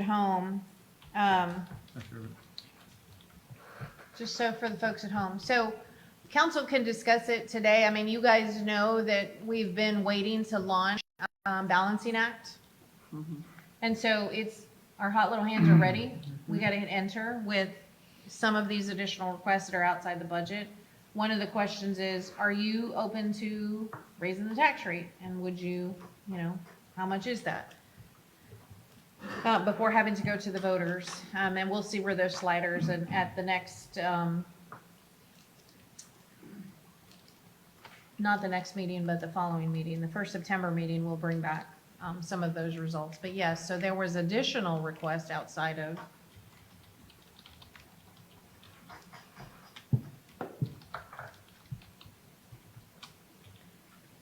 So 300? 300,000 What is it for? is what they're asking for. So they met and they established some priorities. The splash pad recirculation was one. There was discussion about moving the splash pad to Bob Bryant, but the majority of the committee was wanting to keep the splash pad at Fisherman's Park for the people that live here in the city. So that is going to require fixing the recirculation problem, which I think you said was 100,000. At least. Bob Bryant's playscape needs to, does it need a new one or it needs to be replaced? And then there's erosion on the river walk, which I think is extremely dangerous. Like, is that breathable? I think I meant to ask you that. What was the question? Is it breathable, like the erosion problem that's down there? That's down kind of where all of that stuff gathers around and. So from the bridge? erosion is really along the river bank. Yeah. that's So, yeah, so if you look at different places, and you can see that in different places in the park as well, drainage across the city, drainage erodes different areas. We've got some really bad, we've got some concerning areas Yeah. on the Riverwalk. Yeah.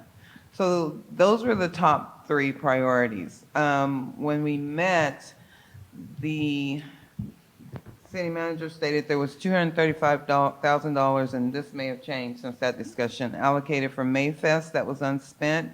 No. 235 was allocated in total to Mayfest repairs. You guys are at how much? With what we're going to encumber for electric and ahead, we're close to, The full amount? yes, ma'am, we're close to it. So 'Cause of- at the meeting, though, you said there was 170 accounted for in repairs and upgrades, and the difference was 65. Yes. So we don't have the But- 65 anymore? well, there's- She's already spent it.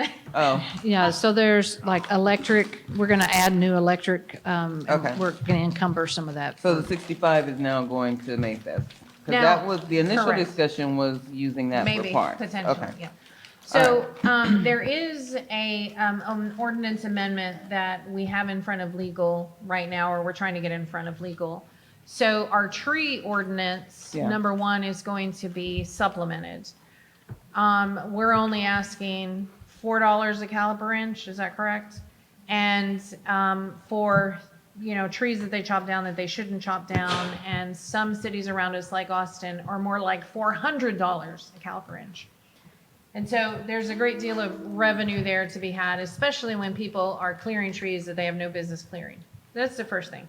The second thing is that pot of money in a prior community that I was in, we did 50% trees, because there's no way she's gonna plant $900,000 worth of trees in a year.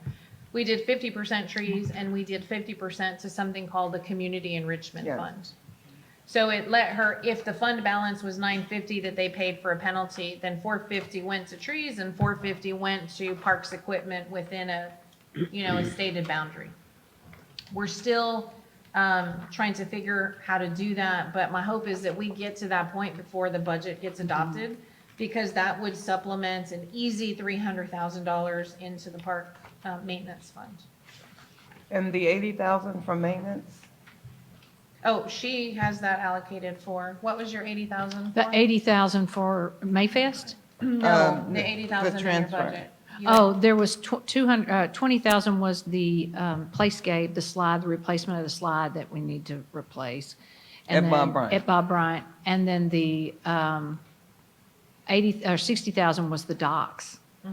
And So- that's something that we've been trying to do for over a year. So if you do 300 out of one time, that 20 won't need to go to the slide. She can add it to Right. other park maintenance. That would come out of the 300, right? No. The No, slide. no, I Different. can use, the 20,000 would go towards, No, I mean the slide. So the Terry. slide cost would Yes. come out of the 300. yes, right. ma'am. And then that would also take care of the erosion and the portions of it, yes, ma'am. erosion and then the splash pad. That was a playscape that you had at Fisherman's or River. No, it's Bob No, it's Bryant. Bob Bryant, It's got a piece of wood right now on the slide. yeah, that keeps getting removed. When you say at Mayfest, Terry, are you speaking everything up there, rodeo grounds, everything? Does that number include? So when we talk about Mayfest and the 230,000 that was allocated out there, we're right at 167,000, I think, is what we've actually spent. We're allocating some of that money to be encumbered in next year to do the electrical work. And we also have to redo the bathrooms, that's going to be a $35,000 to $40,000 project. So, I may not be remembering anything right, Sylvia, but the money, from last year that we were putting up toward the rodeo, what That's the happened? 235. That's the two, That's the that's what you're 235. talking about with Yes, that ma'am. amount? Okay, Yes. thank you. And so there was a thought at the Parks Board, because we'd only spent about 170, 167, that maybe there was some money we could reprogram. But we've got some electrical work to do and some bathroom work to do. And really, the goal is if she can upgrade the electrical and we could get more RV pad sites, then she could increase the revenue. So it's sort of an Sure. investment. Yeah.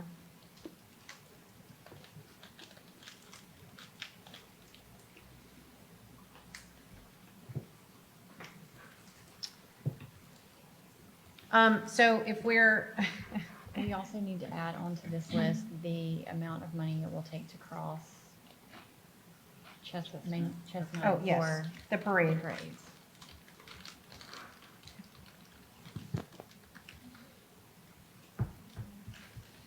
That was what I was going to bring up, the Yes. parade time.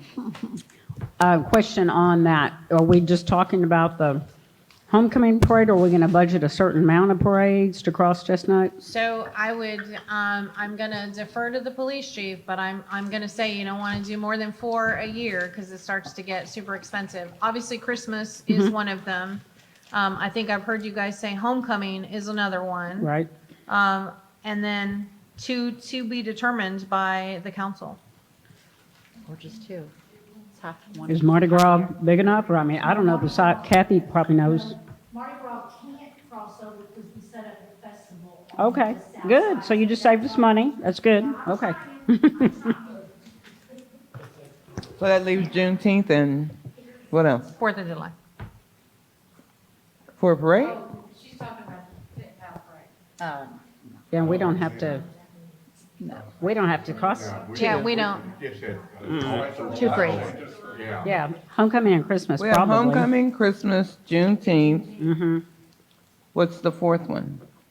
Oh, no, I said I would recommend no more than 4 per year. That's what I'm saying, but I think we only have 4. Juneteenth, or, Pride.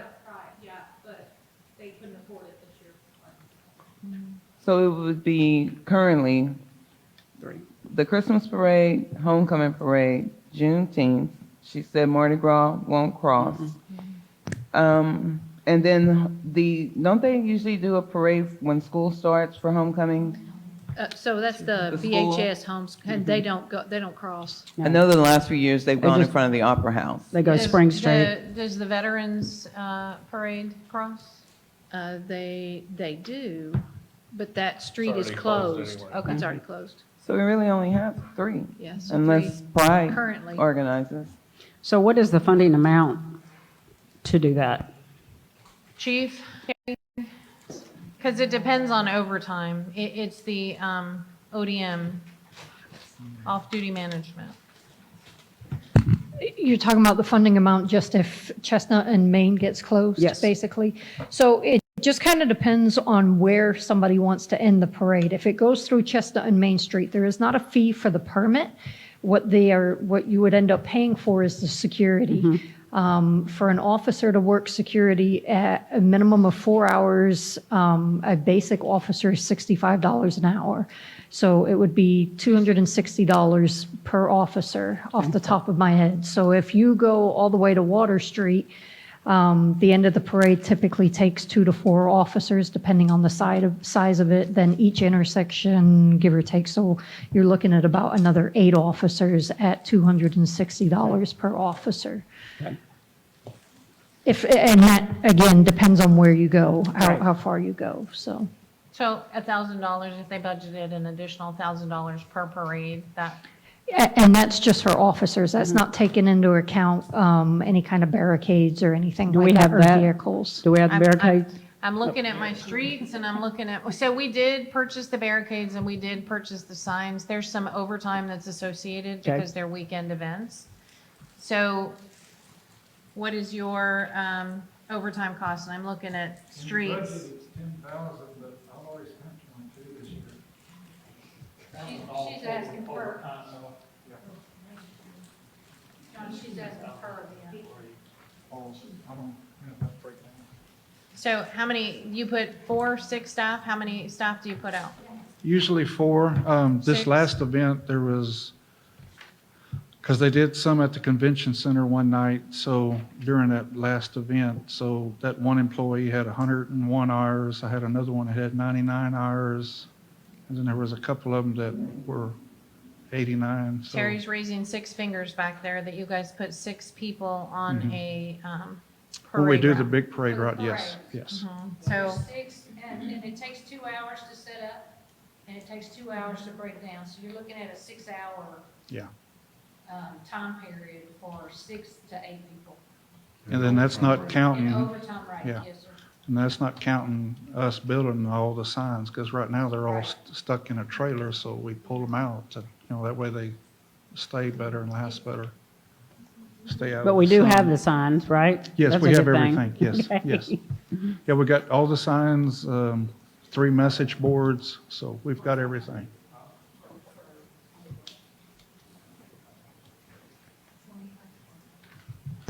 So I thought that the 10,000 number that's been thrown out there was for TxDOT. Is this cost on top of TxDOT? no, so or- we used to, yes, on top of TxDOT. So we used to rent the signs, and then all of the overtime was included.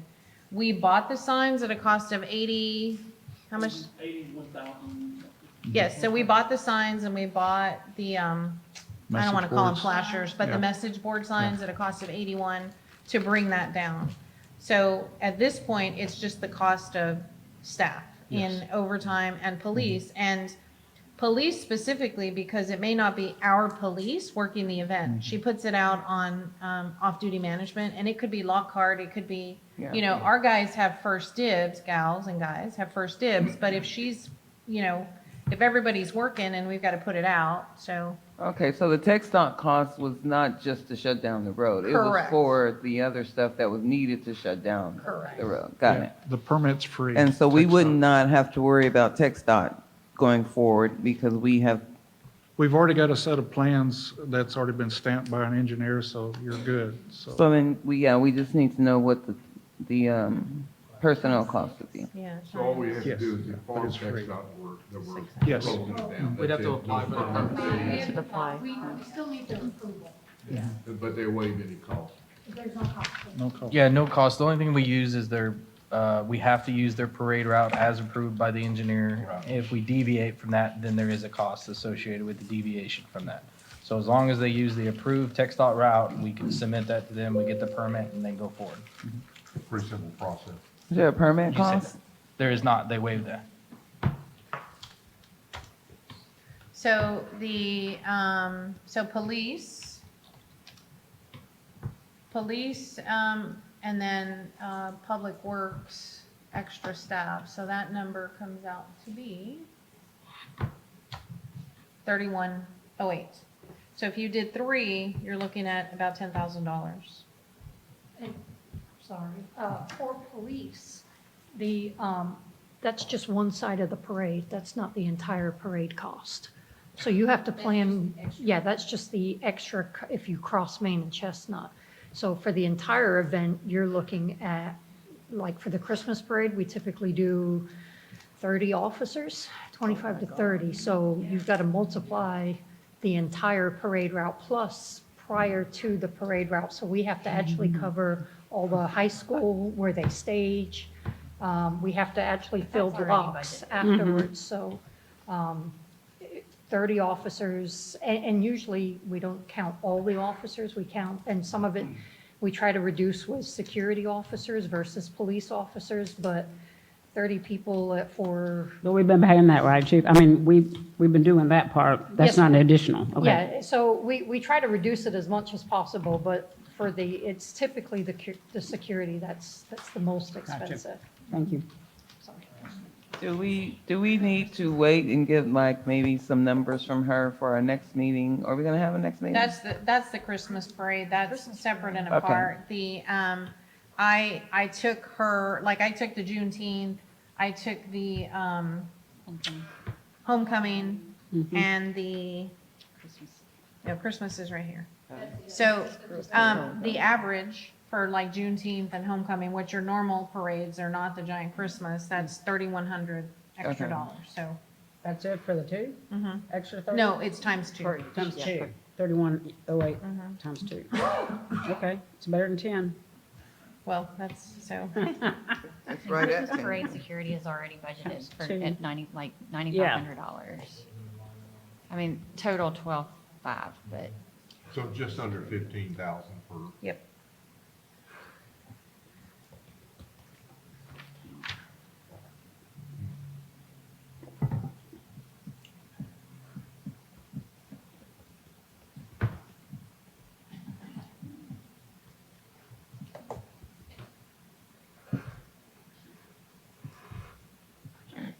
I think that's the end of the everything. requests. The only other thing that I would like to bring to your attention is that I know that y'all may be set on the 4994 rate, but if you would consider the no new revenue rate, because also I think that y'all have considered adopting a 50% property tax exemption for childcare facilities. So that is going to be, that will also come into play for our property taxes. But also, if we don't at least move up to the no new revenue rate, that's going to put us behind going forward in the future years. And we're not talking about a huge amount, but we don't want to have to get to 26 and be like, we got to fill this gap. We would So you're rather asking- fill a smaller gap. .5025? And I'm Edie, is not that a what you're tax asking? raiser, so, Is that the rate you're, ma'am. .5025 rate is what? 50. Yes, the 5025. I mean, if you want to go 5165, that would be great too. But That's the 5025. rate I thought that's the rate I was leaning toward. The The no voter new approved? revenue. Yeah, The voter approved? No, I the don't, no I new want any revenue. voter to hear Oh. me say that. No voters hearing me say. Oh, five- so, yeah. Don't hear me. That's the one I was leaning toward. And I do want to make clear, I know that at last council meeting, it kind of floated through. The agenda item has the higher rate to give you guys the opportunity to move from 4994 and anywhere along that continuum. That does not mean that's the rate we're going to adopt.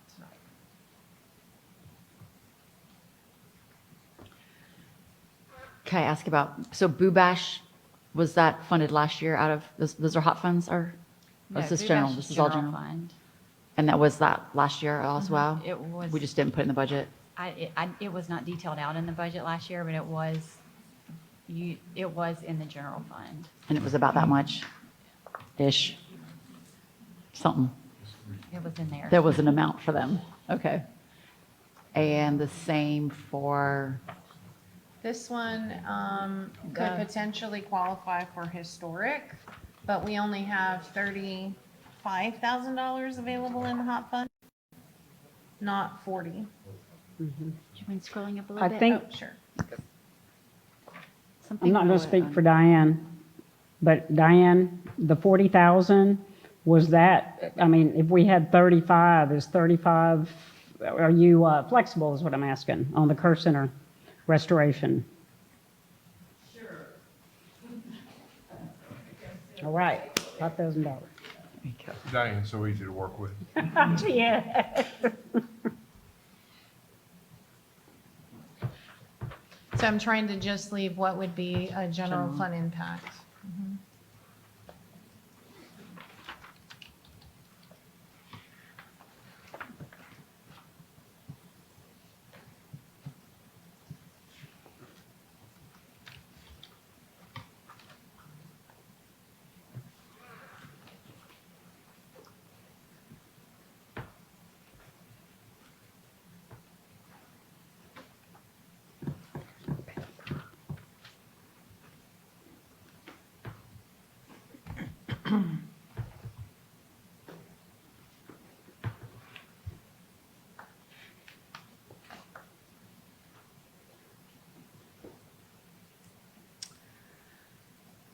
We could do this. It's just a moving of the coconuts. I too am not I told you guys, I've never worked in a city where I raised the tax rate, and I don't want Bastrop to be where I start. We could fund these things from excess revenue over expenses this year. What's that total? I can't see. 80, I don't know. 87,800. Yes. It doesn't matter. I don't have my glasses on, so I can't. You can bring Readers. it back down. These are readers. Okay, thank you. Will you repeat that, please? That it could be funded, we could encumber it this year of any revenues over expenses in the general fund. Does that make you nervous, Not Edie? not the parks employee, because that's going to be Right. an ongoing expense. No, it will be an ongoing expense, but there are things that we could take off for parks operations. Some of the maintenance could come off, and those could be one time. And then we know in FY '26 that that's an ongoing expense. So the parks equipment on the 80, what about Vicky and her police? Like, how are we going to adjust that? So that was 2 police cars equaled, what was your number? 32, I have it on the slide. 32,300.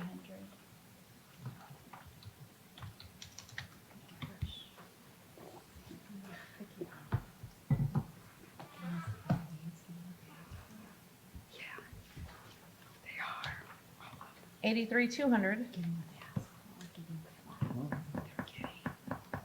Just another way to get the same. Requested funding is what they're all getting, approved funding. So that's 2 police cars. That will also affect her VERF contribution, correct? The 2 That cars? is the VERF Oh, okay. contribution. It will take off a piece in her. $85,000 is what we budgeted for 2 cars, but she was getting dangerously close to having $0 in her VERF, so that would just roll to next year. Wouldn't it also probably increase her repair maintenance costs? Probably not in '25, but definitely, yeah, moving forward. Friendship Baptist Church, $10,000. And The dance troupe, Diane, the initial discussion with Doc was $22,000. So that's where I had that number, 22,000.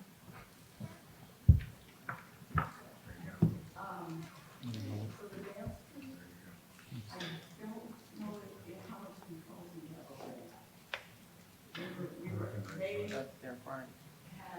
That's what they said. She's saying Doc gave her a number of 22. It's on the emails.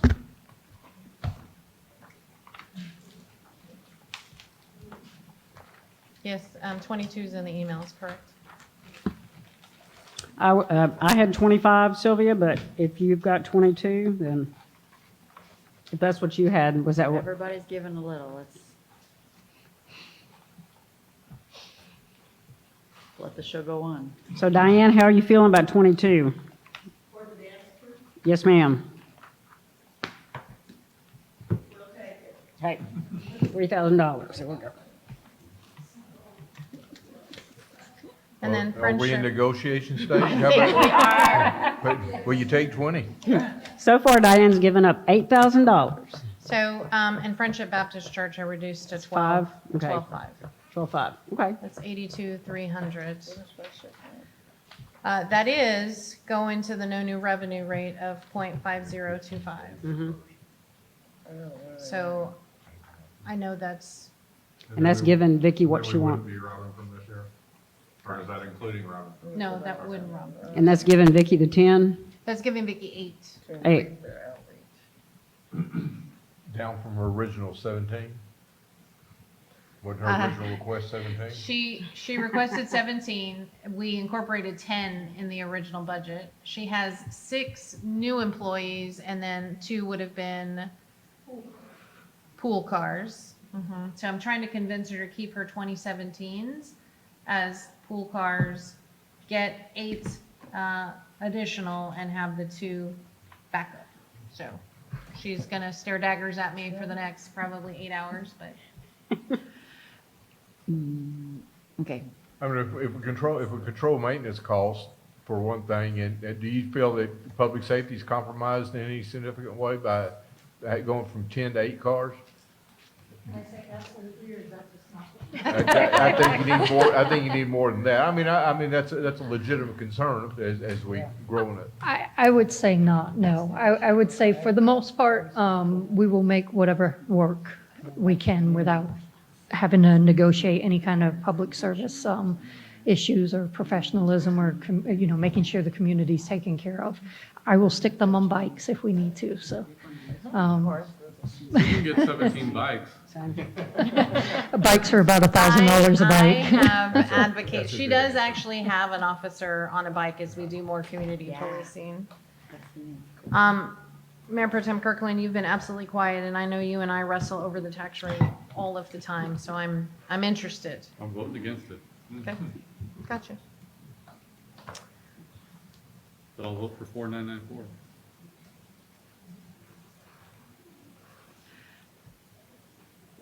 can I change the awkward topic? So y'all don't wrestle in front of us yet? Sure. Okay, y'all peel it back. Okay, for the community support funding, everybody got what they wanted, correct, for the community support funding? The community assets or the community support? Support, not the No. hot funded one. No, so the community support, some of their requests were higher. What they got was what they got last year. Okay, so, Because it says request and it says approved, and those are the same numbers, right? I think I changed can we go, Did you? I changed them. can we look at page 124? Is that the new This spreadsheet? is Alicia's. Does it total out to 158? Is that what you have budgeted for it? 158. Well, no, I have 154 in the budget because Yeah. one came in late. Right, I see the 154. But 158 is actually what they requested. It's not the previous year. Correct, but the Bastrop Cats. Yeah, The trap and release, that one was Xed out.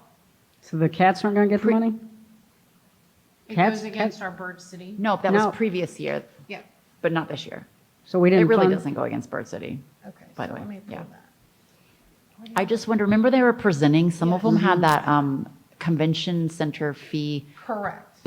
called out as in kind, and some of it had it baked into their number. So I wonder if we've combed through there just to see if there's any convention fees in So there. I'm going to have Kathy address that because there are some folks Okay. who believe that they're going to be due or want to request. I would just caution the council because we're right at the 51%, 49 of convention center versus civic center and what's hot fund eligible. So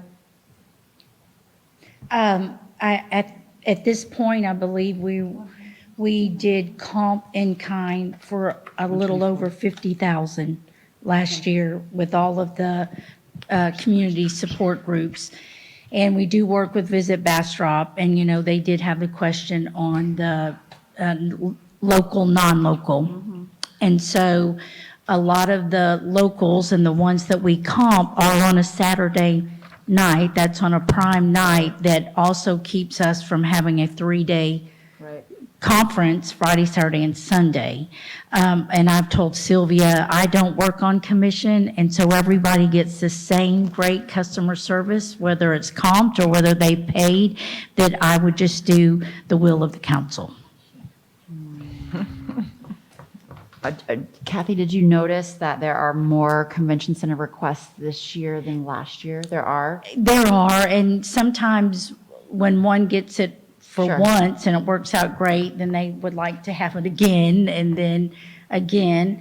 And then I know it's for the ones that applied, the community support groups that applied and that was awarded that funding. But then there's also other nonprofits in the community that hear that and they come to me and they go, well, they got that for free. I'm a nonprofit, and I tell them about that process. So it is a growing request, I believe. And we're at that threshold already before the growing request, so we have to be Yes. careful. So is this the night where we're making those I don't decisions, know. or I'm going to bring soon? it up. Okay. I'm going to bring it up on the screen. Andres is just going to scan it to me right quick. So on page 124, Sylvia, what y'all are talking about, and what Carrie's talking about, so I thought these numbers were what they were. It says approved funding, and it does have the different, it's what they requested. These numbers not what they're gonna I'm get? going to bring it up. I'm thinking about the very first pass of the budget that we did was last year's numbers, and then they came and presented, and I think that was updated, but I'm going to bring the spreadsheet up so that we can talk about it. We're Yeah, gonna find money. the upcoming year's 31,000 more than what was last year. So, yeah, we're significantly higher this year, 31 plus the 12.5. plus the 12.5, plus the, yeah.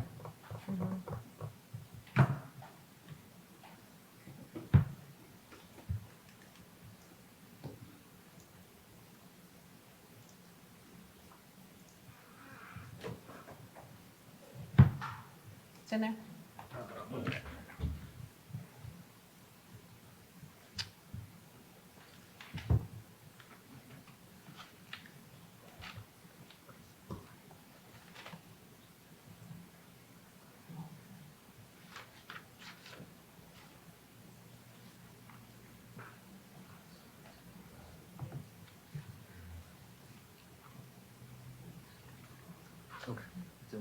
Okay.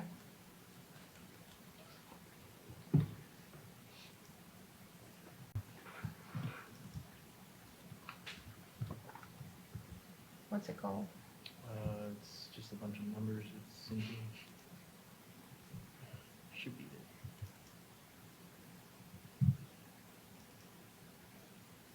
Colin, was that computer syncing earlier?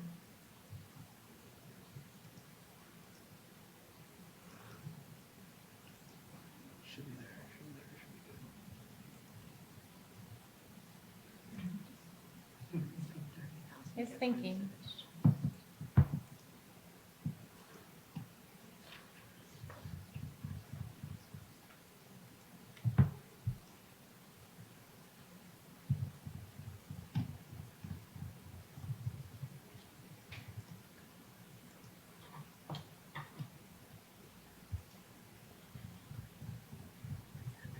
You You want a team to Timmy? Yeah, can I- Oh, well, it's, Oh, there it goes. It's okay. I didn't get the thing. oh.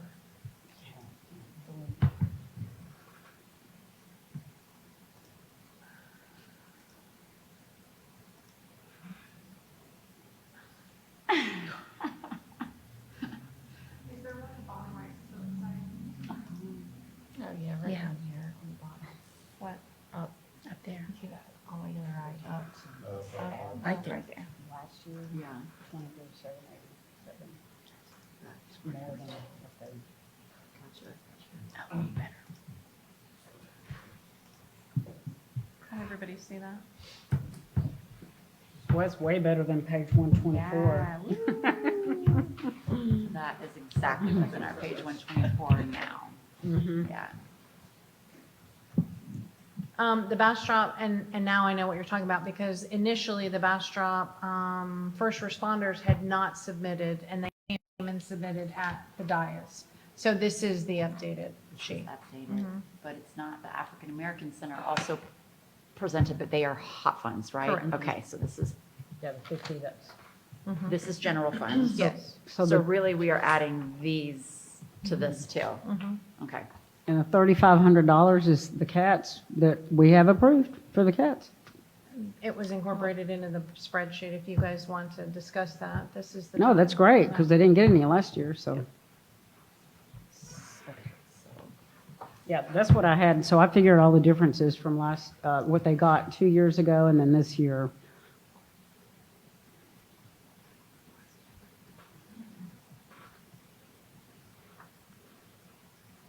And we had talked about the Pines and Prairie Land Trust not being within the corporate limits of the city. So strike 8337. Well, yeah. I'm just. That was I would like 2 some, years ago logic. but I don't know well, the if it's only sure. thing I wanted to discuss, because I did go out there, and they said part of it is in the city, but it's a very small portion. I think one of the main things that group was wanting what I got from the meeting is help with the road. Parking lot. So I don't know what kind of consideration can be given to that. I talked to them about using volunteer groups because they want to clean it up. It's actually a really nice area. But I know that one of the things that they're hoping the city and the county will do is help them with that road. That's what they're asking. Yeah. for, Services. Are they in WCID or are they in Bastrop County? Bastrop County. I don't think they're in WCID, because WCID will take care of their Okay. issues. Last year, they were asking for help for the road and the bridge. They ended up getting some volunteers to do the bridge that they wanted. And so there's a whole issue with, I think she talked about the drainage. It's on a slope, and the drainage is really, really bad. And the street is off uneven, I guess, if you will. So I don't know how that would work with the city, but. Okay, for clarification, the 23-24 in-kind services, 4,000, 4,000, 4,000, that was all convention center, is that right? Yes. Probably, okay. So there were 1, 2, 3, 4, and that put us at about 50% community and 50%. So 49, 51. 1, 2, I'm trying to count how many requests there are this year. 1, 2, 3, oh, still Yes. 4 again. So Feed the Need requested, they requested City of Bastrop facilities. I don't know what that is exactly. Bastrop Pregnancy Resource also requested, And the one below that one. but that one's already marked, 4,000. Okay. It's- But the Advocacy Center, Kathy, correct me if I'm wrong, they have moved their events, correct? Yes, one of them has moved there, and I do know that the Cats, Bastrop Cats, had asked also if they were going to be able to get theirs comped, although it wasn't on the sheet. They are asking. Well, considering I'm just saying, since they got 0 last year, and this year we got 35, that's pretty good. Oh, yeah, but I was, yeah, that's great. I was just letting you know they had asked too. Is the Nibbles 4,000, is that also convention center that's just worded differently? Do you think? Don't They don't- recall the Nibbles doing anything.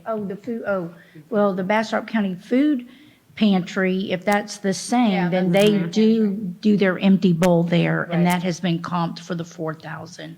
And do you know what Central City of Bastrop Facilities actually means? Like which facility? No, that I don't. I mean, should we Long-term guess? recovery also uses the convention. Yeah. center, Should we correct? guess it as convention center? And combined community action, do they do a gala or anything? So I'm just saying that brings our request from 4 convention center requests to 1, 2, 3, 4, 5, 6, 7, maybe. 6. 7, 8, yeah. So we can't do that. No, no. Right, because if it's 1%, right? We're already at the. Yeah, we can't. Okay, Yeah, that's a lot. okay. No, careful. It's not about paying for it, it's about holding it. Yep. Right. It's about not getting. Yeah, it's Yeah. about, they can't Lost use revenue. it regardless of who pays for it, them or us.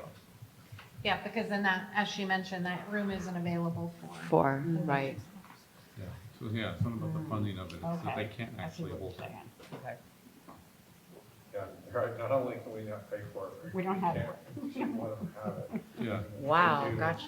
they pay for it. Yeah. I thought you even if meant they hold pay it on for the calendar. You mean No. actually produce it and No, even if host they it there. pay Yeah. for it, we shouldn't let them use the convention center because it would be too many events and push Yeah. us. I agree.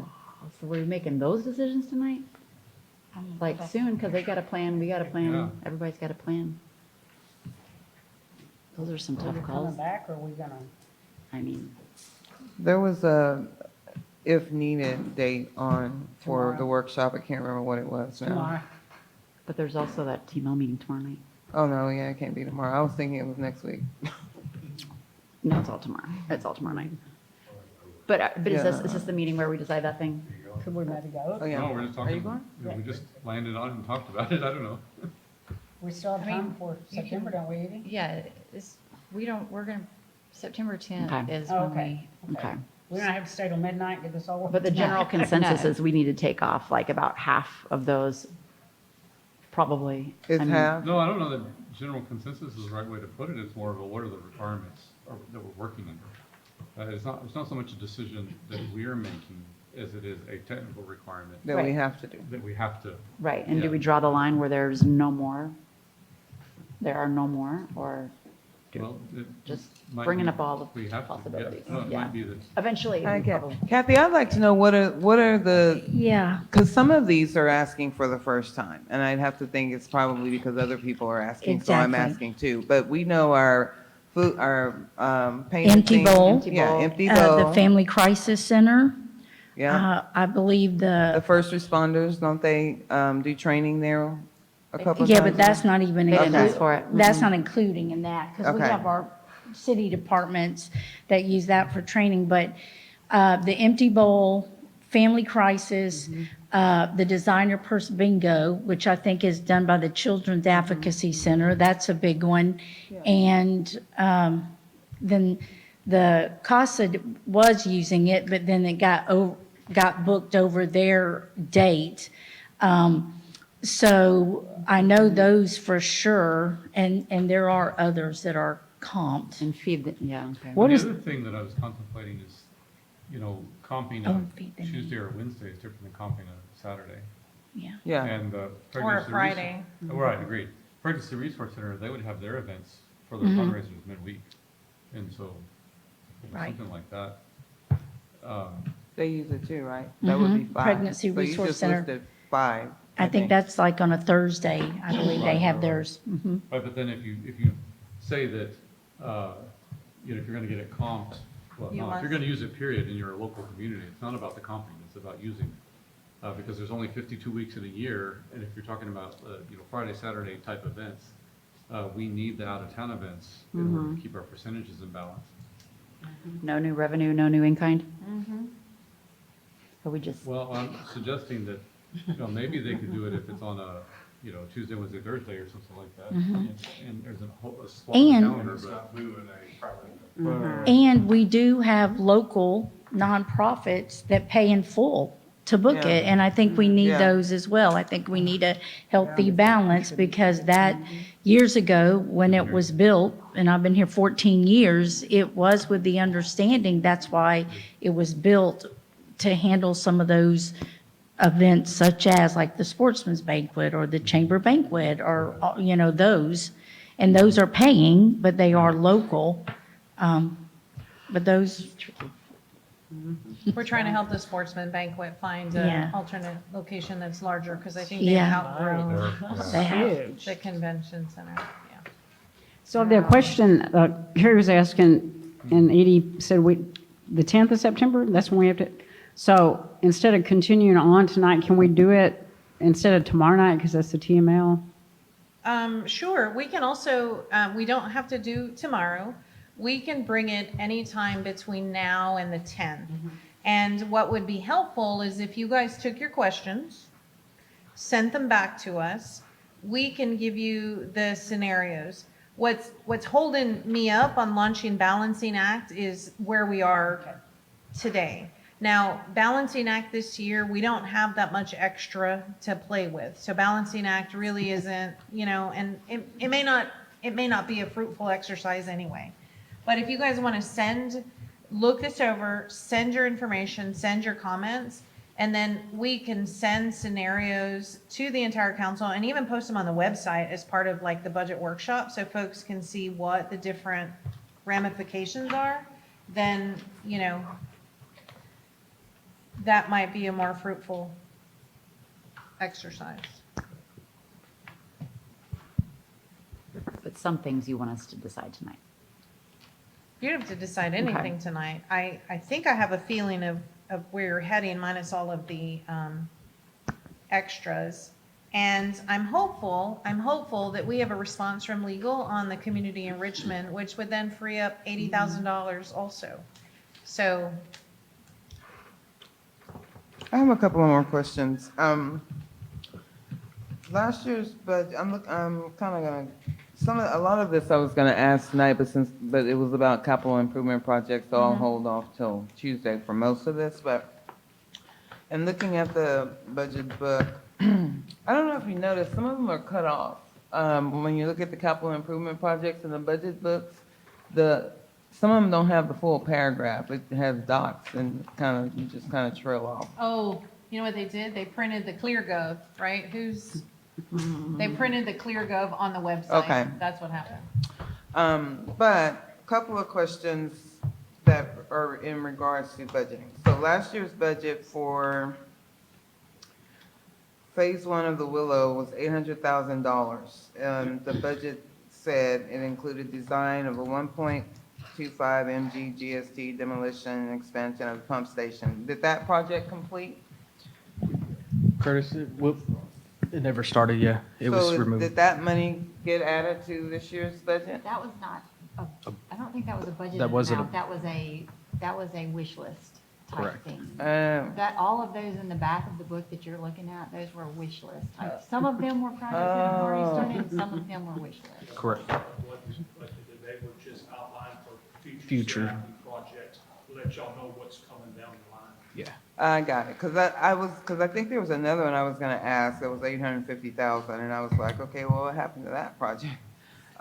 So that makes sense. The Riverwood might be another one, the water main replacement there, the budget said 80,000. That one was completed. That Because was that one is a completed. portion of a grant, correct? Phase Correct. 1 of it, we got it, we received a grant. Phase 2 did not meet all the criteria, so we didn't go go with it. forward. But we did finish up, and matter of fact, we're doing the final walk of 1 year walk tomorrow. And that's the area near Lincoln and all that is torn up. And what's interesting, Councilmember Lee, for that segment, Phase 2 didn't really make, number one, the income requirements, but for the match, and we were gonna have how many houses that were gonna be able to benefit? It was 3. Yeah. 3. So for the amount that we were gonna have to invest to have 3 homes benefit, it didn't make a whole lot of financial sense. Okay. Let me see, that's all for Tuesday.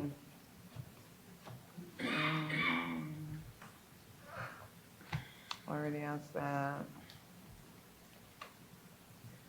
ClearGov, since you brought that up. it's, a lot of the information is still outdated on ClearGov. So are we going to use ClearGov, not use it? How much do we pay for that? So, ClearGov is a manual entry. We have a staff member who is updating it, and you got a worksheet that should match what's in ClearGov, and if not, I need to go look at that, and you got that worksheet about 2 or 3 weeks ago. And that's the same worksheet we're gonna be talking about on Tuesday. Well, some of the notes are like, last note was February, last note was April, and they're the still note- ongoing projects. Yeah, and some of that might be true, but Yeah. I'll go back and look. Okay. There's a better piece of software, and it's called OpenGov. Yeah, you talked about And that. that means I don't have to touch it. We go and see every dollar that's spent. You guys can drill down and even see the check images of what was spent and who it was spent to, so that there's no manipulating on our part. That's been a struggle. I know that you guys say, where's your reports? We're this, we're used to having this, we're used to having that. And I struggle because those were manual reports that quite often, as I go look at the financials now, don't match. And so I really want to get to a point where I don't have to mess with it. Y'all just go do a, That's what I like. Yeah. where's Laura? Laura's going to do a backflip and a hallelujah, because that is what we need. You don't need a system where I can manipulate anything. You should be able to see it all. Yeah, I agree. So, yeah, I'll look more at that too, because I was just looking, I like to just go read updates on it, and some of the updates are like from February and April, and we're now in August. So we need to change the numbers for that too, Sylvia, for that ClearGov? We need to go back in. She might have put it in there. I don't know. Didn't, I should have. Oh, you didn't? Oh, yeah, yes. Let me see. I'm gonna write it right here. We'll talk about that Tuesday. I don't know exactly. Oh, it's OpenGov. OpenGov. ARPA funds. Oh, you had said that we needed to use the ARPA funds for the rehab of the wastewater treatment plant by December. Where are we on that? Yeah, Curtis is working on, we're finishing up the design. As soon as we get the design, we'll put together a contract, and then we'll have that go out for bid. Hopefully, like by the end of September, correct, Curtis? So it looks like we'll meet We'll that. be ahead of, hopefully we'll be ahead of that. Okay. We have to be under contract by December. Under contract. Yeah, by December what? 31st. Yes. I thought it was earlier than that. Yeah. Feel pretty confident. Yes, and we have to have the funds expended by the next December. So that'll be the goal. Or just completely lapse at that time.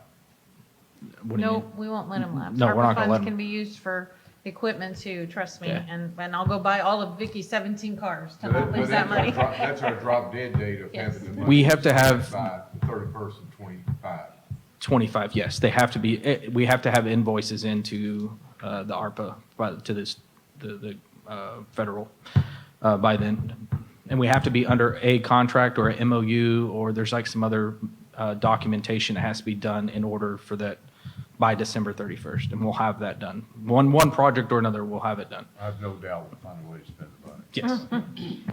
And I think I have two more. So on page 169, West Side Water Service Extension, it says 22,850,000 in the packet. Is that the right number? And those are estimates. We have 22 million in here. So the 22,850 is correct. Yes, and I think, here, I think it was 850 for design and then 22 million for the actual construction of.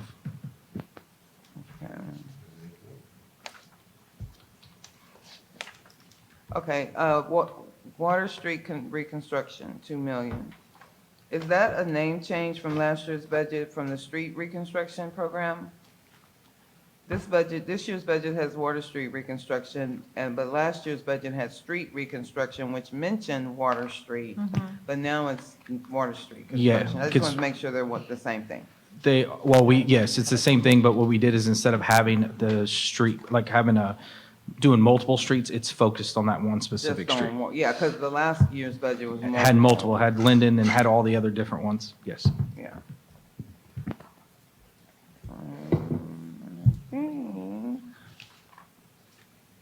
The back page for last year's budget had like a 5-year plan, And then I was looking at this year's budget, and so for like the old Iron Bridge, it said fiscal year 25, 17,000, and then 25 through 28 had the same amount.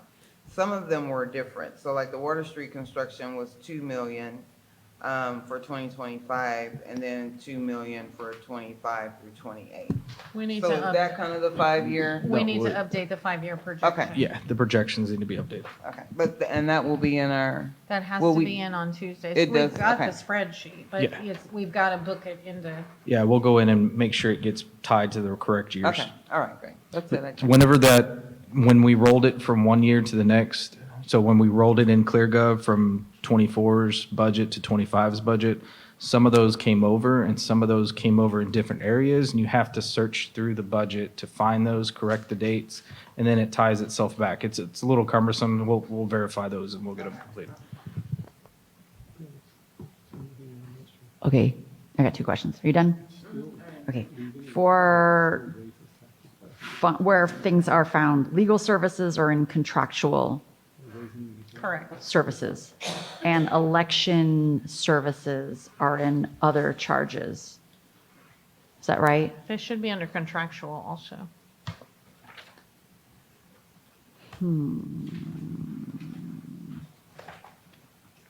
Because that's a contract with the elections administrator. Okay.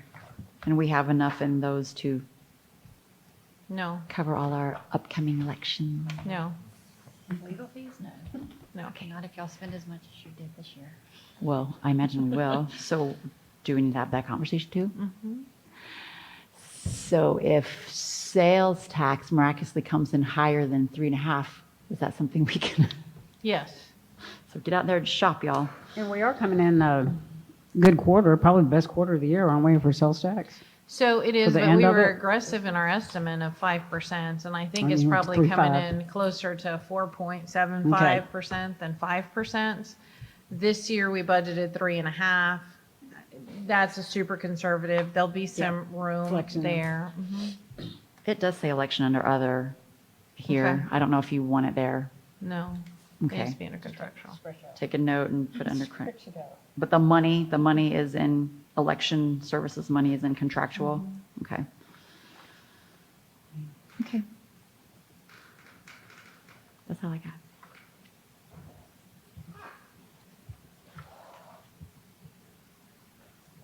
So you want us to send you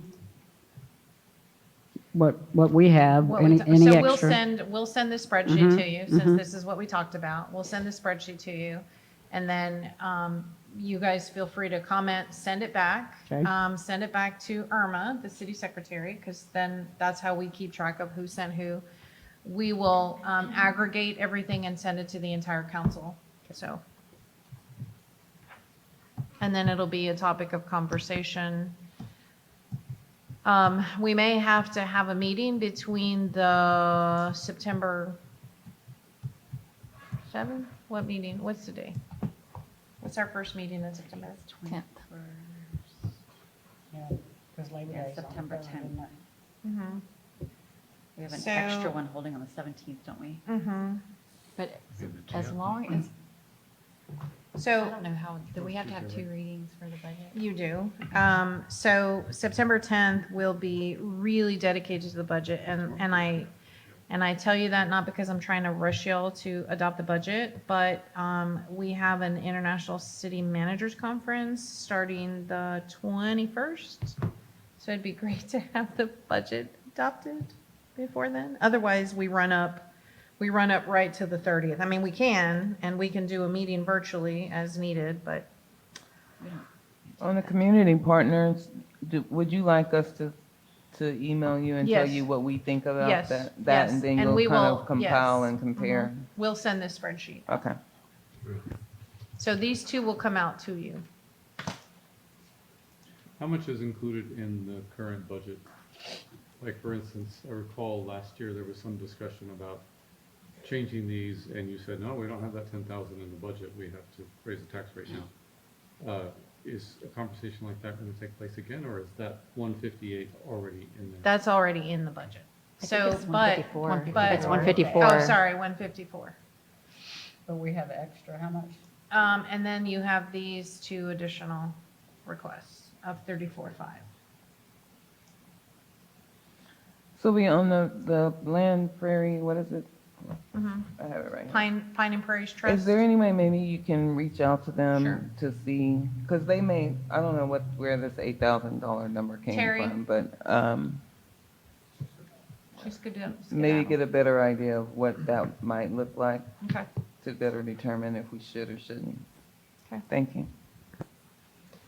And it could be that if it's a nonprofit, we could do an interlocal agreement and just do in kind, where maybe we do the equipment and we get volunteers to do the actual work. I mean, they have to sign, I mean, there's a legal process to get that way, but there's got to be a public benefit.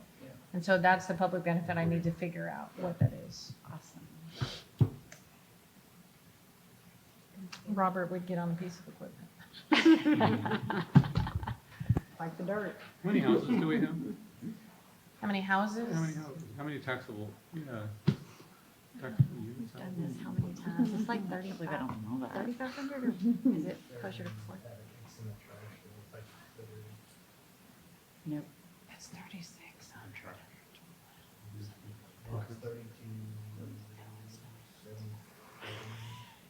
Oh, 3,300. So it represents on that dollar amount, $48 a household is what our citizens are paying in taxes for that. For our community support. Yes. Without the two new ones, or what? No, total. Total, 48. Oh, no, sorry, without the 2 million. It's going to be higher than that. 50. No, probably higher than that. Probably like 54 or something.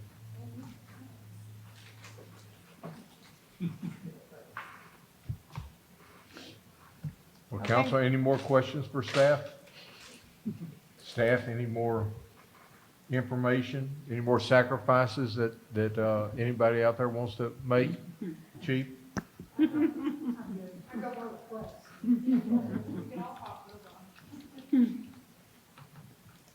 Madam City Manager, or is that it for the presentation? That is it for the presentation. I see no other questions indicated. Next item is adjournment. I do want to say I appreciate that you guys looked through it with a good comb this time. I received lots of questions over the week, so I'm proud of you guys for doing the heavy lifting. With the note of pride from the city manager. Do I hear a Motion to adjourn. Second. We are adjourned. Thank y'all. Thanks, Edie. In the back.